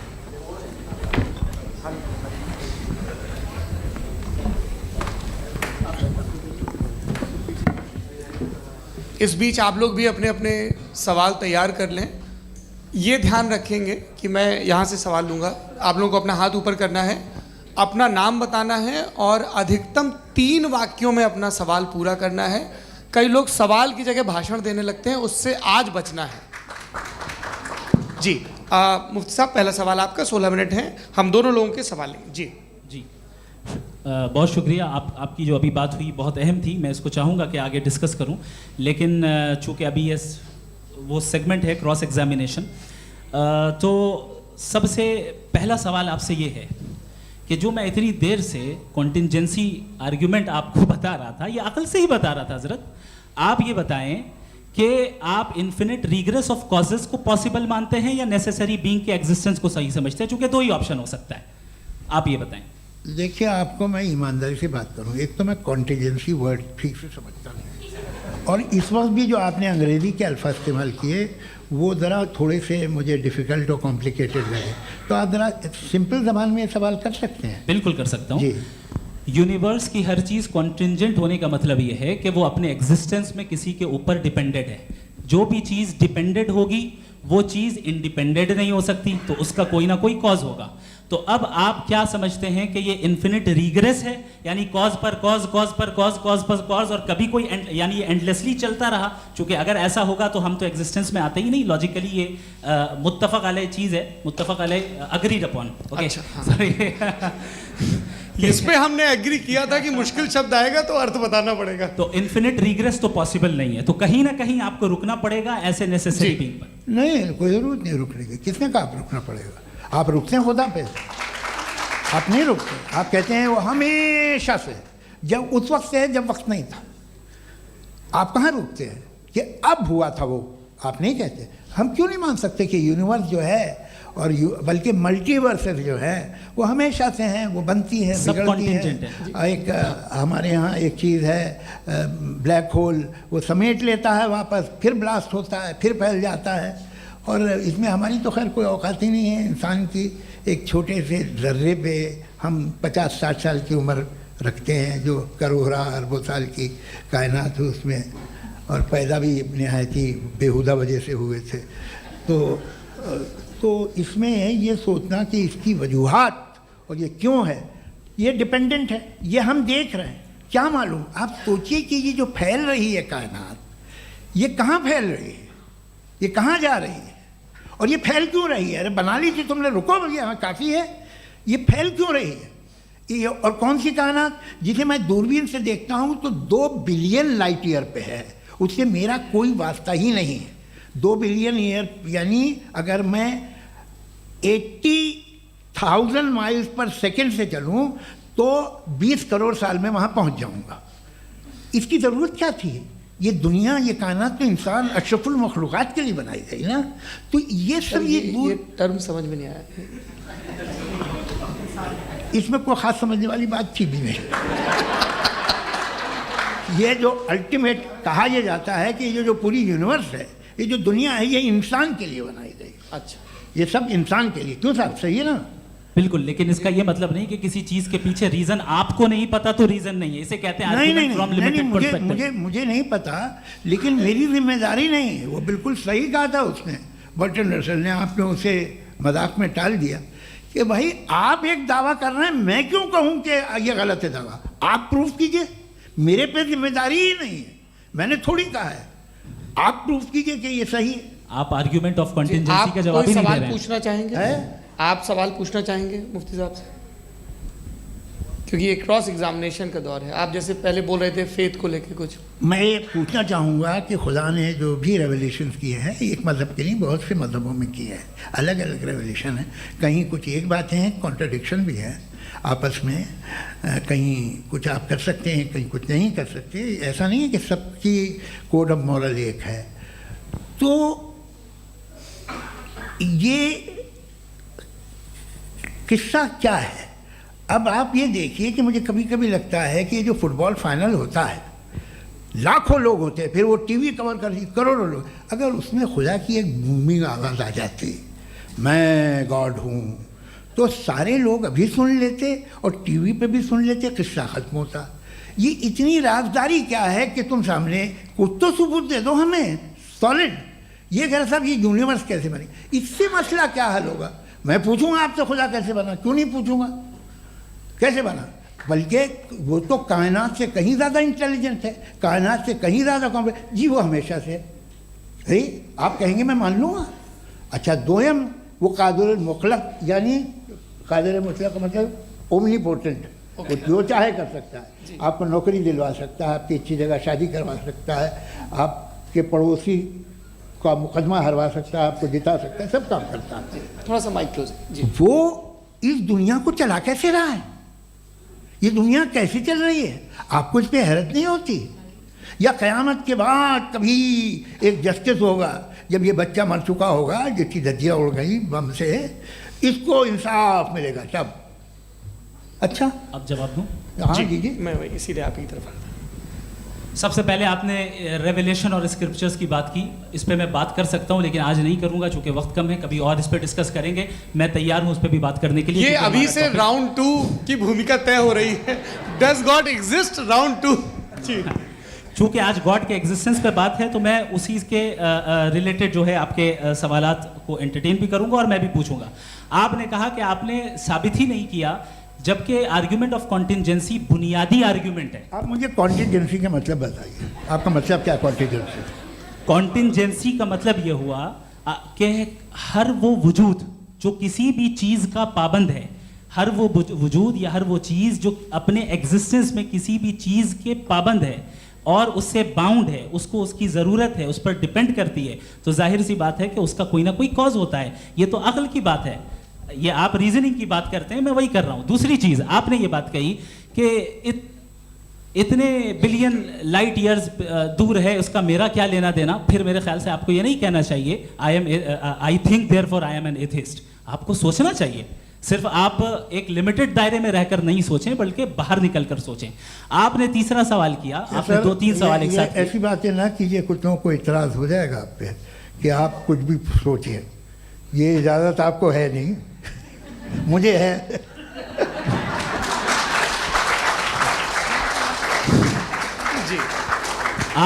आपने प्रॉब्लम ऑफ इविल के ताल्लुक से सवाल किया और बार बार आप एक लफ्ज रिपीट कर रहे हैं कि ओमनीपोटेंट गॉड है, ऑल पावरफुल गॉड है।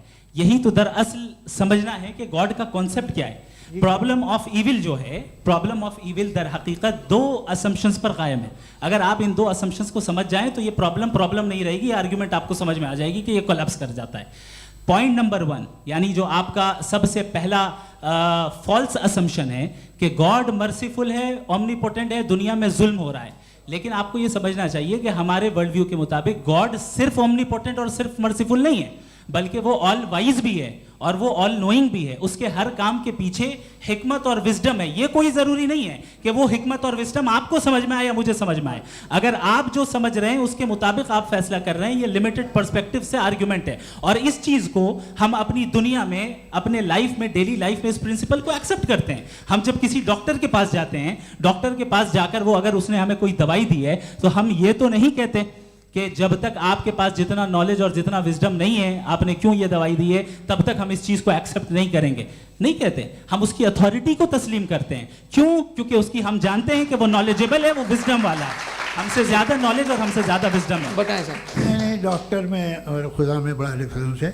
डॉक्टर पढ़ा लिखा होता है, एक तो मैं उसकी बात सुनूंगा। 2 ये नहीं, कुछ जवाब तो ये भी नहीं है। सर प्लीज, आप अगर सब ऑडियंस से बोलने लगेंगे तो फिर मतलब नहीं सिविलाइज्ड बहस का। मतलब आप ये कहें कि चूंकि आप डॉक्टर पे बिलीव करते हैं इसलिए खुदा पे बिलीव किए, क्या ये मिसाल आपको समझाने के लिए आर्ग्यूमेंट है, इस पे आपको एतराज नहीं है। तो सिंपल बात ये है कि मैं अगर ये यकीन कर लूँ कि एक ओमनीपोटेंट, उसकी मसलहत है, ये जो बच्चे मर रहे हैं ये मसलहत है उसकी, मुझे नहीं चाहिए थी मसलहत। उसकी मसलहत नहीं, यही तो समझना है। मतलब एक्सपीरियंस। अच्छा, इस आपने अभी मेरी बात पूरी सुनी नहीं। मैंने कहा आपका पूरा आर्ग्यूमेंट 2 फॉल्स असम्पशंस पर है। एक फॉल्स असम्पशन मैंने बता दिया, दूसरा फॉल्स असम्पशन ये है कि इस दुनिया में इविल के होने का कोई गुड रीजन नहीं है, जबकि हमारे पास बाज रीजंस मौजूद हैं, हमारे पास बाज वजूहात मौजूद हैं। अगर इस दुनिया में इविल ना हो तो आप गुड को डिफाइन कैसे करेंगे? अगर जुल्म ना हो आप इंसाफ को समझेंगे कैसे? अगर तारीकी ना हो तो आप लाइट को समझेंगे कैसे? बहुत अच्छे। अभी और सुन लें, अभी और बाकी है। ये तो बात बहुत पसंद आई साहब मुझे कि जब तक रेप ना हो तब तक औरतों की इज्जत का ख्याल आपने मेरा जवाब पूरा सुना ही नहीं। जब तक के बच्चों का कत्ल ना किया जाए तब तक आपको बच्चों की मासूमियत की इज्जत। आपने पूरा जवाब सुना ही नहीं। क्या बात है, क्या आपने नुक्ता निकाला? आपने पूरा जवाब सुना ही नहीं। आप सुन लें, मेरी बात सुन लें। ये मैंने आपको एक चीज बताई। दूसरी चीज, इस दुनिया में हम आए हैं टेस्ट के लिए, हमारा टेस्ट हो रहा है और हर इंसान का अलग अलग अंदाज में टेस्ट होता है। और इस दुनिया में अगर इविल मौजूद है तो वो इविल जरिया है हमारे अंदर ह्यूमन नोबल क्वालिटीज को डेवलप करने का और अलग अलग फील्ड में प्रोग्रेस करने का। और अगर हमारे अंदर और इस दुनिया में इविल नहीं होता तो बताइए टेस्ट का मतलब क्या होता? अगर मैं अपने स्टूडेंट को एमसीक्यूज दूं और उसमें सिर्फ राइट आंसर लिख कर दे दूं और कहूं तुम्हारा टेस्ट हो गया, ये मीनिंगलेस है। इस दुनिया में अगर हम टेस्ट के लिए आए हैं तो जाहिर है गुड एंड इविल दोनों मौजूद है। बताइए। तो अगर गुड एंड इविल दोनों मौजूद है तो ये इविल भी खुदा का बनाया हुआ है? जी हाँ, खुदा का बनाया हुआ है। लेकिन अच्छा, चलो अच्छी बात। जी बिल्कुल, तो बिल्कुल खुदा ने बनाया। अभी तो ये है कि जो मेजॉरिटी है दुनिया में वो इविल है, तो ये खुदा एक्चुअली इविल के साइड पे लग रहा है मुझे। बिल्कुल भी नहीं, मैं बताता हूं। मेजॉरिटी में तो वो है। क्या बात कर रहे हैं भाई आप? मैं बहुत कोई भी जो मुंसिफ होगा, चाहे आपका अपना घर हो जिसके आप सबसे बड़े हैं, चाहे आपकी ऑर्गेनाइजेशन हो जो आप चलाते हैं, वहाँ पर आप इविल रखेंगे साबित करने को कि बाकी लोग शरीफ हैं? मेरी बात सुनिए। क्या ये आर्ग्यूमेंट ही गलत है? अगर कि जब तक के कोई इविल नहीं होगा तब तक के शरीफ आदमी शरीफ नहीं लगेगा। अगर एग्जामिनर गलत ऑप्शन दे रहा है तो एग्जामिनर इविल नहीं हो गया। जो गलत ऑप्शन को सेलेक्ट कर रहा है वो फेल होगा। क्रिएटर ने इविल को बनाया है लेकिन वो इविल नहीं है। अच्छा सुनिए मेरी बात, हाँ। Let me complete sir. जी जी। क्रिएटर ने इविल को बनाया है टेस्ट के लिए, वो इविल नहीं है। इविल वो होगा जो उसे इख्तियार करेगा। छुरी को बनाने वाला गलत नहीं होता है, छुरी का गलत इस्तेमाल करने वाला गलत होता है। रेप को कैसे गलत इस्तेमाल करते हैं? रेप इंसान के फ्री विल का नतीजा है। ये रेप कैसे गलत इस्तेमाल होता है? ये मुझे अब सुन लें, अब सुन लें। गलत इस्तेमाल होता है। हाँ मैं बता रहा हूँ ना, कैसे गलत इस्तेमाल? मैं बता रहा हूँ जी। कि जो इविल इस दुनिया में मौजूद है उसके कई सारे तरीके हैं। एक तरीका इंसान का अपना फ्री विल है। अब अगर कोई रेपिस्ट रेप कर रहा है तो इसका गॉड का कसूर नहीं है, वो अपने फ्री विल का गलत इस्तेमाल कर रहा है, उसको सजा मिलनी चाहिए। अच्छा। और उसी के लिए जहन्नम बनाई गई है। ये फ्री विल का भी बड़ा चक्कर। आप जब कोई बुरा काम करते हैं या कोई बुराई होती है तो ये कहा जाता है कि ये फ्री विल है। 7 billion free wills are moving on this planet. 7 billion free will. और एक आदमी अपनी फ्री विल से मुझे कत्ल कर दे तो मैं खुदा की मर्जी से मरा हूँ कि इसकी फ्री विल की वजह से? मेरी मौत खुदा के हाथ है या ये फ्री विल वाले के हाथ है? खुदा ने फ्री विल का निजाम बनाया है और उस निजाम का गलत इस्तेमाल करके कोई आपको मार रहा है, इस्तेमाल करके मेरा कत्ल कर देता है। अब मेरी मौत का जिम्मेदार कौन है? वो इंसान जिम्मेदार है। वो इंसान। जी। तो ये कहना कि और उसको सजा मिलेगी। तो अब आप आगे चलिए कि ये तय करना कि अल्लाह ही या खुदा, सॉरी अल्लाह ने, खुदा ही जिंदगी देता है, खुदा ही मौत देता है, ये गलत है। बिल्कुल गलत नहीं है। हाँ, नहीं, निजाम उसी ने बनाया फ्री विल का। निजाम मौत और हयात का उसी ने बनाया। You are contradicting yourself. अभी आपने कहा कि एक आदमी ने फ्री विल से आपको मार दिया, इसमें उसे फ्री विल दी गई थी, उसने गलत इस्तेमाल किया। 7 billion free wills are moving on this planet और आप चाह रहे हैं कि मैं सिर्फ खुदा का ध्यान करूं। ये 7 बिलियन फ्री विल्स को मुझे लुक आफ्टर करना पड़ेगा कि नहीं? ये तो तबाहियां कर रही हैं और तबाहियां ज़्यादा हो रही हैं। बिल्कुल। तो अगर आप बताएं अगर खुदा नहीं है फॉर एग्जाम्पल, तो आप इविल को कैसे डिसाइड करेंगे? यानी how can you define evil objectively without God? देखिए, दुनिया में 2 तरह के जानवर हैं। एक जो अकेले रहते हैं जंगल में और एक जो ग्रुप्स में रहते हैं। ग्रुप में जो भी रहेगा, चाहे वो आपका फाउंडेशन हो, चाहे कोई क्लब हो, चाहे कोई पॉलिटिकल पार्टी हो, चाहे कोई यूनिट हो, उसमें आपको इंटरैक्ट करने के रूल बनाने पड़ेंगे। यानी लोग तय करेंगे। लोग तय करेंगे। अगर लोगों ने ये तय किया कि किसी का रेप करना सही है, आप जस्टिफाई करेंगे? नहीं, आपका फाउंडेशन तो ये हो गया ना कि लोग इविल डिसाइड करेंगे। नहीं, अरे दुनिया में ऐसे ग्रुप्स हैं जो रेप को जायज़ मानते हैं सर्टेन हालात में। मैं डिटेल में नहीं जानूंगा, आप भी जानते हैं। ये जो आईसिस वाले थे, इन्होंने क्या किया था, तो उन्होंने क्या किया उसका खुदा से कोई ताल्लुक नहीं है सर। मैंने सिंपल सवाल किया कि इविल को आप डिफाइन करते कैसे हैं? आइए वापस आइए जी। आप साथ में तभी रह सकते हैं जब कुछ आप ऐसे उसूल डेवलप करें जिसमें हर एक का बेसिक तहफ़्फ़ुज़, हर एक का बेसिक राइट हो और हर एक को कोई आराम मिले। यही तरीक़ा है किसी भी ऑर्गेनाइजेशन जिसमें एक से ज़्यादा लोग हैं और वो ऐसे चलती है ज़िंदगी। उसमें अगर आप गड़बड़ करेंगे तो तबाही होगी, नुकसान होगा, बर्बादियाँ आएंगी। और अगर उसमें आप घर ले लीजिए ना, एक हस्बैंड है, एक वाइफ है, बच्चे हैं, वालदा भी हैं, 2 बहनें भी हैं, एक भाई भी है। अब इसमें कोई निज़ाम आपको चाहिए साथ में रहने का, और एक दूसरे पे भरोसा रहे, एक दूसरे के बहीख्वाह हों, एक दूसरे की मदद करें, ऐसी ज़िंदगी। सर आपकी बात आ गई, आप ये कह रहे हैं कि लोग डिसाइड करेंगे क्या सही है क्या गलत है, यही है? मेजॉरिटी डिसाइड करेगी क्या सही है क्या गलत है? अरे भाई बिल्कुल। मेजॉरिटी अगर ये कहे कि नाजी जर्मनी के साथ जिस तरह मेजॉरिटी थी कि जेनोसाइड करना सही है, आप जस्टिफाई करेंगे? उस वक्त आपका ये सवाल सिर्फ उसके बाद क्लोजिंग। हाँ, उस वक्त प्लेनेट पे जो लोग थे उनमें कितने लोग हिटलर को सही समझते? अच्छा, प्लेनेट की मेजॉरिटी तय करेगी, सोसाइटी की नहीं। प्लेनेट की मेजॉरिटी गॉड के एग्जिस्टेंस को सही मानती है, आप क्यों नहीं मानते? ये हेलो ये क्रॉस क्वेश्चन का राउंड यहाँ पर समाप्त होता है। और ये बड़ा अच्छा है कि इस तरह से फ्रेगमेंट कर दिया गया है ताकि जो मरकरी ऊपर जा रहा है नीचे जवाब दे दूं जी। प्लेनेट की ज़्यादातर मेजॉरिटी कुछ दूसरे मजहबों के खुदा को मानती है। आप उन्हें क्यों नहीं, आप तो मेजॉरिटी की बात कर रहे हैं। अच्छा, ये क्लोजिंग आप ये कह रहे हैं इविल और गुड को डिसाइड मेजॉरिटी करेगी, मेजॉरिटी जो कर दे वो सही हो जाएगा। क्लोजिंग इसको जैसा आप ही लोगों ने तय किया है उसी फॉर्मेट को फॉलो कर लेते हैं। हाँ भाई, मैंने तो भले लोगों पे एतबार किया और तब मॉडरेशन तय किया। जी, आपके पास 5 मिनट का वक्त है, क्लोजिंग आर्ग्यूमेंट है, उसके बाद हम ऑडियंस से क्वेश्चन आंसर लेंगे जावेद साहब की क्लोजिंग आर्ग्यूमेंट के बाद। ओके, बहुत शुक्रिया जी। हमारा जो टॉपिक है डज गॉड एग्जिस्ट, मैं इस पे इतने एकेडमिक तैयारी करके आया था, मुझे था कि मैंने सोचा था कि कई सारे मैं आर्ग्यूमेंट्स दूंगा, लेकिन वक्त की भी किल्लत और जावेद साहब बार बार इधर उधर चले जा रहे थे तो उसको भी थोड़ा एंटरटेन करना पड़ गया।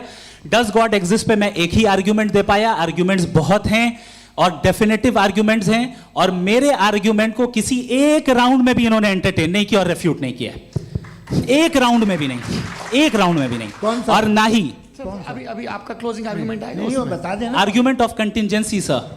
अरे मैं आपसे कई बार कह चुका हूँ कंटीजेंसी का मतलब अब मैं कैसे समझाऊं आपको? आपस में हाँ, आप और कितने आसानी से समझाऊं मैं, मुझे तो नहीं समझ में आ रहा है। आप अपनी आर्ग्यूमेंट ऑफ कंटीजेंसी उर्दू में बोल सकते हैं। हाँ, आप अपनी बात पूरी कर लें जी, आखिरी 4 मिनट। दूसरी चीज, just a minute please ma'am, can I talk? दूसरी चीज ये है कि आपने एक तो इसका जवाब नहीं दिया, दूसरा आपने गॉड के ना होने पर कोई डेफिनेटिव आर्ग्यूमेंट नहीं दिया, सिर्फ मजहब पे बात कर रहे हैं आप। मजहब तो आज हमारा टॉपिक ही नहीं था, आज तो हमारा टॉपिक हो, आप मजहब से ले लेकर आईएस तक चले गए। भाई हमारा क्या ताल्लुक है उससे? We condemn them. और उसका गॉड से क्या ताल्लुक है? अगर कोई गलत काम कर रहा है, किसी ने किसी को कत्ल किया, किसी ने किसी का रेप किया, उसको सजा मिलनी चाहिए। और आपके पास कोई भी rational strong foundation of morality नहीं है। आपने कहा कि मेजॉरिटी तय करेगी सोसाइटी की, वो सही होगा। मैंने कहा हिटलर को फिर आप सही कहेंगे, नहीं, प्लैनेट की सोसाइटी की मेजॉरिटी तय करेगी। तो प्लैनेट की मेजॉरिटी गॉड के एग्जिस्टेंस को मानती है, आप कह रहे हैं ये रिलीजियस है। तो यानी आपके पास कोई स्ट्रॉन्ग फाउंडेशन नहीं है ऑब्जेक्टिव मोरालिटी का। ऑब्जेक्टिव मोरालिटी का अगर कोई फाउंडेशन है तो वो सिर्फ गॉड है, गॉड है, गॉड है। थैंक यू जी। ये मुफ्ती शमाइल नदवी साहब का क्लोजिंग आर्ग्यूमेंट था। अब हमारे पास जी, मैं जी ये बड़ा अच्छा है कि दोनों लोगों को मॉडरेटर से शिकायत भी और बोल रहे भाई हमारी शाबाशी भी तो करते चलो। अब मेरी बात जी, आपके पास जावेद अख्तर साहब 5 मिनट का वक्त है, ये आपका क्लोजिंग आर्ग्यूमेंट है, टाइम रीसेट कर दें जी। देखिए, बहुत सारी बातें हैं। गॉड का डेफिनेशन दुनिया के किसी भी रिलीजन में है कि वो ओमनीपोटेंट है, ओमनी प्रेजेंट है, he is just, he is kind, he loves you and so on. मैं जब दुनिया देखता हूँ तो मुझे कोई ऐसा सुप्रीम पावर यहाँ दिखाई नहीं देती है जो इंसान की बहबूदी के लिए कुछ कर रही हो, कमज़ोर को बचा रही हो, मदद कर रही हो, जालिम को पीछे हटा रही हो। मैं नहीं देखा, तारीख़ में नहीं। एक तो अगर है और ये देख रहा है तमाशा, तो उसका होना न होना बराबर है। दोयम ये कि ये जो है, जब आप ये कहते हैं कि कायनात जिसकी कंटीजेंसी है, मैं देखिए वो लफ्ज़ इस्तेमाल किया मैं, तो ये कैसे हो सकती है भाई? और फ़ौरन आप सरेंडर कर देते हैं कि जाहिर है कि इसका बनाने वाला तो इससे 10,000 गुना ज़्यादा कॉम्प्लिकेटेड होगा, उस पर आपके होने पे कोई इतराज़ नहीं है। उसे वो टाइमलेस है, वो पहले से था, टाइम तो बहुत बाद में आया, ये सब आप मानने को तैयार है, जिसका आपके पास कोई सबूत नहीं, आपके पास कोई रीज़न नहीं है। आपकी तारीख क्या है मज़हबों की, बिलीफ की, जो खुदाओं का बिलीफ है, ये कॉन्स्टेंटली गलत साबित होता रहा है। मतलब आप कहें कि अरिस्टोटल के ज़माने में तो सब जाहिल थे, वो भी इतने ही यकीन से खुदा पे यकीन रखते थे, जो अब नहीं रहा, ये भी नहीं रहेगा, आप लिख लीजिए। और इसके आसार आपको दुनिया में दिखाई देना शुरू हो चुके हैं। ये बहस क्या आज से 100 साल पहले इस तरह हो सकती थी? यहाँ तक तो आपको हम ले आए हैं। तो सर अरे इनको मदद की ज़रूरत नहीं भाई, ये सेल्फ सफिशिएंट आदमी है, आप क्यों इनकी मदद कर रहे हैं? Sir please. तो ये जो है तमाम बातें अपनी जगह हैं, ये एक पैकेज है। आप अकेले, कोई आदमी ऐसा नहीं जो सिर्फ गॉड को मानता हो, उसके साथ बहुत पैराफर्नेलिया आता है, अलग अलग पैराफर्नेलिया आते हैं। They have always created chaos in the society. मैं तो आपको सीधा ऑफर देता हूँ कि दुनिया में 10 इम्पॉर्टेंट बिलीव्स हैं, आप एक मानते हैं, 9 नहीं मानते, 9 में आप एथियस्ट हैं, 9 को आप बिल्कुल रीजनेबली मेरी तरह देखते हैं। तो 90 मजहबी आदमी भी 90% एथियस्ट है, वो दूसरे खुदा नहीं मानता, एक खुदा मानता है अपना वाला, बाकियों को कहता है गलत है। अगर आप मानना ही बंद कर दें तो आपका 10% चांस है कि आप सही हैं और 90% चांस है कि आप गलत हैं। मेरा मशवरा है, आप मानना छोड़ दिए तो 50% चांस होगा कि आप सही हैं और 50% चांस होगा, 40% आप गेन करेंगे बाय बिकमिंग एन एथियस्ट।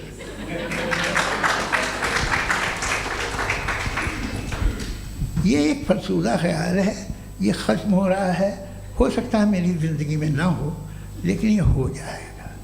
जो बातें ये इनको आप मेटाफिज़िकल, ये वो ऐसे रिस्पेक्टेबल टर्म दे दिए, ये तो उन लोग के हैं जिन्हें ना फिज़िक्स मालूम थी ना मेटा मालूम था, ये उन्होंने आपको दिए हैं। जी बहुत शुक्रिया आप दोनों लोगों का। और अब इस बातचीत का आखिरी राउंड शुरू होगा, डज गॉड एग्जिस्ट की ये बहस मुफ्ती शमाइल नदवी और जावेद अख्तर साहब के बीच। आप लोग अपने अपने हाथ ऊपर करेंगे, मैं यहाँ से तय करूँगा। और माइक हमारे पास है क्या? एक ही माइक है ऑडियंस के लिए? 2 माइक है, एक इस तरफ एक इस तरफ, ठीक है। तो जी सबसे पहले हमारी सहयोगी हैं मारिया शकील जी, पूछिए सवाल। थोड़ा सा रुकेंगे ताकि कैमरे का फ्रेम आप पर आ जाए, आपकी तो प्रैक्टिस है टीवी की। जी नदवी साहब, मैं खुदा को मानती हूँ, पहले मैं इसी प्रमाइस से शुरू कर रही हूँ और ये बता रही हूँ आपको, मैं मानती हूँ, लेकिन कुछ सवाल हैं जो जावेद साहब ने उठाया, उसका जवाब आपको देना चाहिए। पहला सवाल ये कि गज़ा में सालों से छोटे बच्चे मर रहे हैं, वो उनको, अगर खुदा मर्सीफुल है, हम मानते हैं कि अल्लाह ताला में बहुत ताकत है, तो वो बच्चे क्यों मर रहे हैं? दूसरी बात ये कि अगर कंटिजेंसी की जो आप बात करते हैं, पूरे मुस्लिम ममालिक मिल करके भी उन गज़ा के बच्चों को क्यों नहीं बचा पा रहे हैं? क्योंकि अगर वो चाहते, क्योंकि अल्लाह ताला उन पर हुकूमत करते हैं, सब पर हुकूमत करते हैं, तो वो उनको क्यों नहीं बचा? जी थैंक यू वेरी मच। बहुत अच्छा किया आपने इस चीज़ को जिक्र कर दिया, मैं इसको और अच्छे से एक्सप्लेन करने की कोशिश करता हूँ। देखें, जहाँ तक आपने कहा कि गज़ा के बच्चों को मारा जा रहा है, देखें 2 वर्ल्ड व्यू है, एक एथिस्टिक वर्ल्ड व्यू, एक थीस्टिक वर्ल्ड व्यू है। बच्चे मर रहे हैं दोनों वर्ल्ड व्यू में, लेकिन हमारा वर्ल्ड व्यू कह रहा है कि रिकॉम्पेंस है, ये कह रहे हैं कि उनका मरना बेकार जाने वाला है, कोई उसका रिकॉम्पेंस नहीं है, चूँकि इनके यहाँ आखिरत और अल्लाह का कोई तसव्वुर या गॉड का कोई तसव्वुर नहीं है। आपने ये सवाल किया कि गॉड मर्सीफुल है, क्यों नहीं रोकता? ये मैंने बताया कि ये मिसकंसेप्शन है लोगों के दरमियान कि गॉड को सिर्फ मर्सीफुल और ओमनीपोटेंट समझते हैं। गॉड के सिर्फ यही 2 एट्रीब्यूट्स नहीं हैं, गॉड के कई सारे एट्रीब्यूट्स हैं, उनमें से अल हकीम भी है, उनमें से ऑल वाइज भी है, ऑल नोइंग भी है। लिहाजा अगर इस दुनिया में किसी को तकलीफ आ रही है और गॉड उसको नहीं रोक रहा है, वो इसलिए नहीं रोक रहा है चूंकि इंसानों को फ्री विल दिया गया है। ठीक इसी तरीके से अगर एक डॉक्टर किसी छोटे बच्चे को इंजेक्शन लगा रहा है, उसे तकलीफ पहुंच रही है, उसके लिमिटेड पर्सपेक्टिव के एतबार से ये गलत हो रहा है और डॉक्टर बुरा है, लेकिन जब आप ब्रॉडर पिक्चर को देखेंगी, आपके और हमारे पास सिर्फ एक पिक्सल है, हमें इतना नजर आ रहा है कि गजा में कत्ल हो रहा है, लेकिन इसके पीछे कितना रिकॉम्पेंस उनको मिलने वाला है, पूरा पिक्चर गॉड के पास है। तो एक पिक्सल से आप पूरे पिक्चर को कभी भी जज नहीं कर सकती। आप इसमें कुछ जोड़ना चाहेंगे? आपको कुछ बोलना है इसमें? भैया आपने बहुत अच्छा जस्टिफिकेशन दिया। या आप वो जो वहाँ के प्राइम मिनिस्टर इजराइल के उन्हें भेजिए, वो बहुत खुश होंगे। आप जस्टिफिकेशन दे देना कि अगर गॉड नहीं है तो बच्चे क्यों मर रहे हैं, आप बताएं। वो ये सवाल पूछ रहे हैं कि अगर आप ईश्वर का अस्तित्व नहीं मानते हैं तो उन बच्चों की मौत को आप कैसे इंटरप्रेट करते हैं? भाई ये दुनिया जो है, जो ताकतवर लोग होते हैं वो एक नाइंसाफ़ी करते हैं। तो ये अच्छा काम है आपके नजदीक, तो नेचर नाइंसाफी पे मबनी है। अरे मेरे भाई, आप नेचर की कहाँ बात कर रहे हैं? तो इंसान की बात जी, कर रहे ये तो फिर जब मैं इंसान की बात कर रहा था, आप नेचर की बात करने लग क्रॉस गए। एग्जामिनेशन नहीं। हैं। हाँ, अब आप मुझे बोलने नहीं देंगे तो अलग बात है, आप बोलिए, मैं मुझे कोई चीज़ नहीं। जी नहीं, ये क्रॉस एग्जामिनेशन है। मुझे बोल तो लेने दीजिए। जी, बोलिए। क्या बात ये है कि ह्यूमन सोसाइटी तभी साथ में रह सकती है जब वो मोहब्बत से, एकता से, एक दूसरे के एहतराम करके रहे। इसके अलावा पॉसिबल नहीं है, अकेले तो इंसान रह नहीं सकता। वहाँ पर कुछ लोग हैं जो फाउल करते हैं। वो फाउल हम हमेशा से तारीख में होता आया है। आज ये हो रहा है, जो हो रहा है बहुत बुरा हो रहा है, बहुत जालिमाना है, बहुत जाबराना है। उसको आप कहें कि ये बच्चों को कॉम्पनसेशन मिल जाएगा या इसकी इंजेक्शन है, इंजेक्शन तो हेल्थ के लिए दिया जाता है। आप ये कह रहे हैं कि ये बच्चों की जो धज्जियाँ उड़ रही हैं ये इंजेक्शन है, ये टेस्ट है, ये टेस्ट है, और उस टेस्ट में उनको ऐसा रिकॉम्पेंस मिलेगा जो आपके तस्वुर के बाहर है। ये आप 3 बरस के बच्चे को बारूद से उड़ा के टेस्ट ले रहे हैं। वाह, वो नहीं ले रहा है, खुदा नहीं उड़ा रहा है, इजराइल उड़ा रहा है। जी, ये तो उसको कंडेम अगला सवाल लेते हैं। अगला सवाल लेते हैं प्रोफेसर पुरुषोत्तम अग्रवाल। मुफ्ती साहब, एक निवेदन आपसे है कि कम से कम थोड़ा सा माइक क्लोज एक रिलीजियस और फिलोसफिकल कर रहे मैं प्लीज। एक रिलीजियस और फिलोसफिकल ट्रेडिशन है जो ब्रह्मांड को यानी यूनिवर्स को ही अंतिम मानती है। सर्वम खलु इदम ब्रह्मम, this is Chandogya Upanishad, and it completely rules out the existence और नेसेसिटी, आपके शब्दों में necessity of a creator. The creation itself is the creator. तो एक मिनट प्लीज। दूसरा जो सवाल आपने अभी, जो आप बार बार कह रहे हैं कि भगवान विद्वान भी है, वाइज, सब जानने वाला, तो अगर विजडम में दुनिया भर के पापों और अत्याचारों को बर्दाश्त करना शामिल है, तो फिर इसका मतलब ये हुआ कि अगर मैं फ्री विल से उसको अपोज करता हूं तो ईश्वर की विजडम और मेरी फ्री विल में कॉन्ट्राडिक्शन है। Because when I am opposing whatever is happening in Gaza, then I am opposing the God's will और गॉड्स विजडम। जवाब लेते हैं क्योंकि तो गॉड की विजडम में, एक मिनट सर प्लीज सर, ये एक जुमला, गॉड की विजडम है कि गाजा में जो कुछ हो रहा है वो हो रहा है, मैं उसका अपोज कर रहा हूं, तो मैं गॉड की विजडम के खिलाफ जा रहा हूं। एक सवाल। दूसरा ये नहीं, आपने 2 ऑलरेडी। सर आप और सवाल कर लें, लेकिन मुझे 2 जवाब दे। सर, पहले आपने ये कहा, सुनिए मेरी बात सुनिए। भाई, इजराइल के गॉड के मुताबिक तुम्हारा ठीक हो रहा है ना? नहीं हो रहा है, ठीक नहीं हो रहा है। मैं बता रहा हूँ क्या हो रहा है, आप तशरीफ रखें, मैं बता रहा हूँ क्या हो रहा है। Late me complete please. एक सेकंड गाइस, एक सेकंड। ये देखिए, ऐसा है कि ये सब बड़ा आपस में विचार विमर्श के बाद ये तय हुआ था कि कुछ नियम बना लिए जाएं ताकि एक टाइम बाउंड बातचीत चले। और भाई साहब, आप बड़ा ज़रूरी काम कर रहे हैं लेकिन कैमरे के फ्रेम में आके उस काम को गड़बड़ कर दे रहे हैं। ठीक है गुरु, अब मेरे को कहीं का गुस्सा कहीं निकालना था, सॉरी। नहीं, कोई गुस्सा नहीं है जी। तो प्रोफेसर ने सवाल पूछे, आप उनके जवाब दें, और थोड़ा ये सब लोग थोड़ा ख्याल रखें भाई, सवाल संक्षिप्त रखें जी। आपने 2 सवाल किए। सबसे पहला ये कहा कि हमारे पास ये कॉन्सेप्ट है कि ये यूनिवर्स खुद नेसेसरी बीइंग है, creation itself is the creator. How irrational is this कि मैं एग्जिस्ट करूंगा बाद में, लेकिन अभी एग्जिस्ट कर भी रहा हूं, यानी एक ही टाइम में एग्जिस्ट भी कर रहे हैं, नहीं भी कर रहे हैं। This is not true. दूसरी चीज आपने कहा कि अगर इजराइल में, सॉरी माफ कीजिएगा, Israel doesn't exist, occupied Palestine में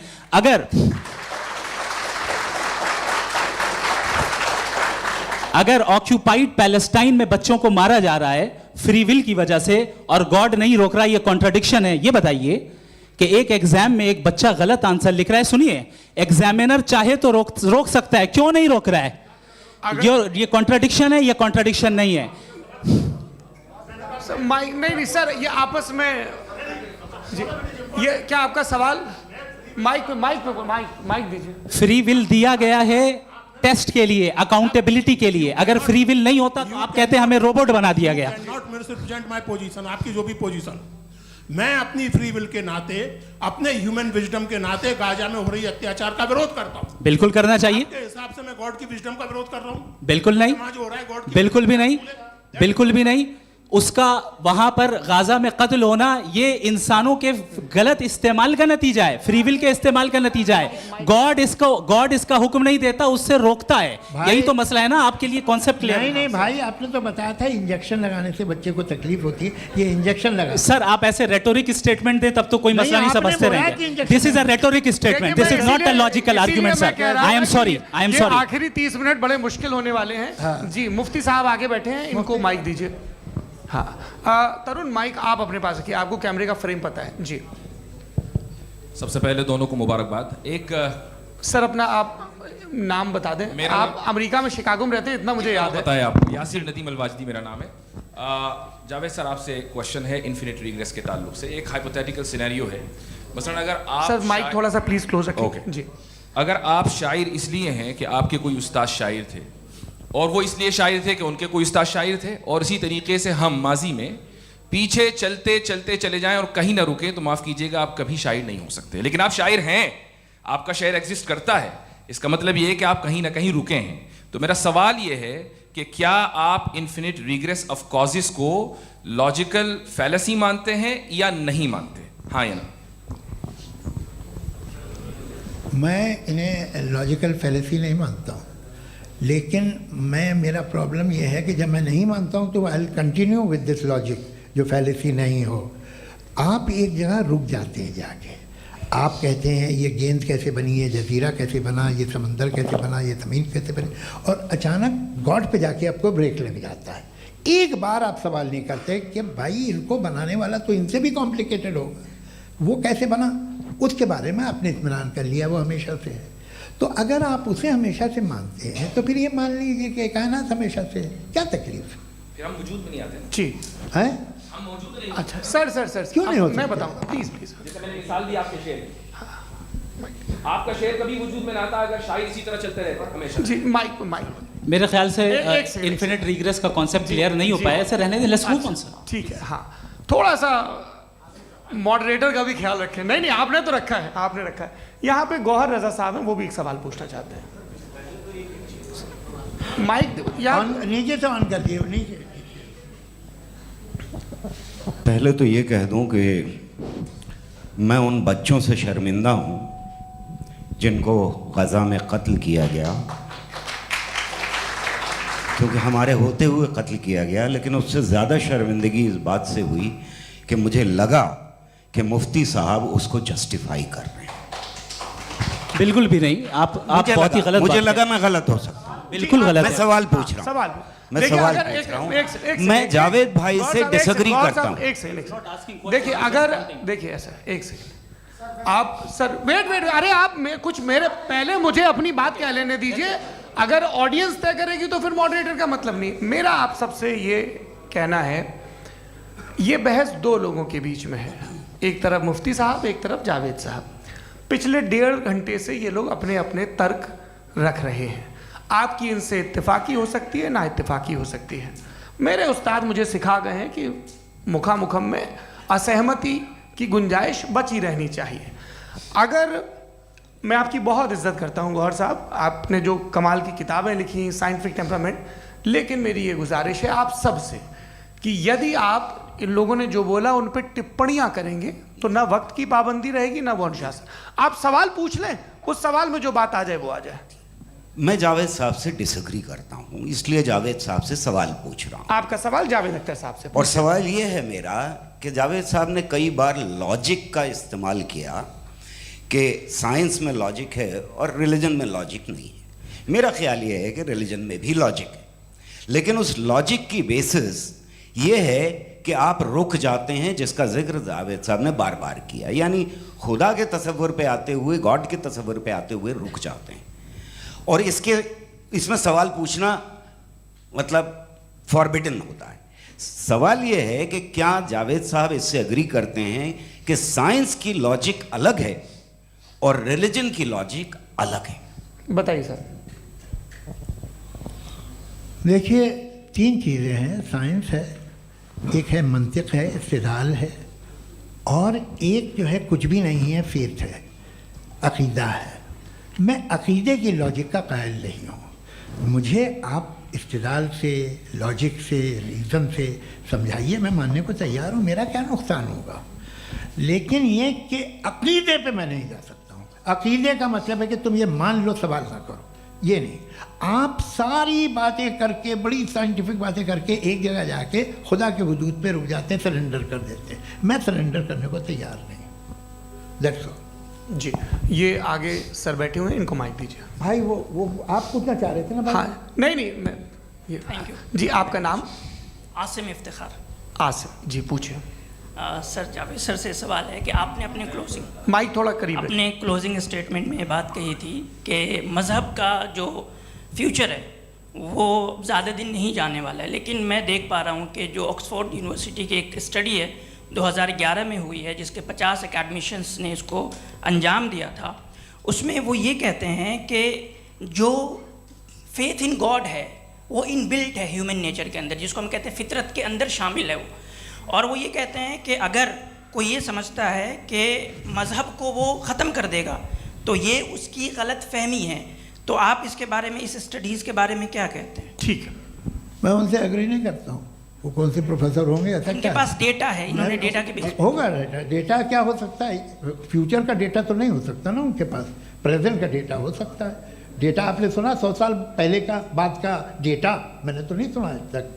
तो आज उनकी ये राय है और होगी राय, ठीक है। दुनिया में तरह तरह की राय है लोग, लेकिन मैं समझता हूँ कि वक्त के साथ इंसान ज़्यादा से ज़्यादा रीज़नेबल और लॉजिकल होता जा रहा है। आज आप देखिए वेस्टर्न यूरोप में क्या परसेंटेज है नॉन बिलीवर्स की, बहुत हाई। वहाँ चर्च खाली पड़े होते हैं। तो अल्टीमेटली तो इंसान कोई ऐसी बात बहुत अरसे तक नहीं मान सकेगा, चाहे गलत या सही, जो उसे, उसके दिमाग को, उसके जहन को, उसकी लॉजिक को अपील न करे। वो कह रहे हैं तो ऑक्सफोर्ड के होंगे तो कैम्ब्रिज के होंगे, तो मुझे क्या लेना देना। उनका डेटा मुस्तकबिल का नहीं हो सकता है। जी, दीपक, हाँ पूछिए। मैं आऊँगा, अभी पीछे की साइड भी आऊँगा, माइक वहीं भेजूंगा 2-3 साल के लिए। जी जावेद साहब, आपसे सवाल है। नमस्ते। अरे भाई सर, अगर आप ही लोग तय करना है तो फिर 200 लोग तय कर लें। ये एक साहब नहीं sir, please don't do this sir. Everybody has a right sir, but we can only take selected questions. No sir, ये यंग लोग भी हैं तो इनकी ये अब उतने यंग, भाई आप यंग हैं कि नहीं है? वो कह रहे हैं वो भी यंग हैं साहब, आप उनकी नौजवानी पर दावा उनको ही करने थे। हाँ मुफ्ती साहब, आप यंग, हाँ पूछे। अरे भैया सर, मेरा सवाल ये है, कुछ इनसे भी तो पूछो।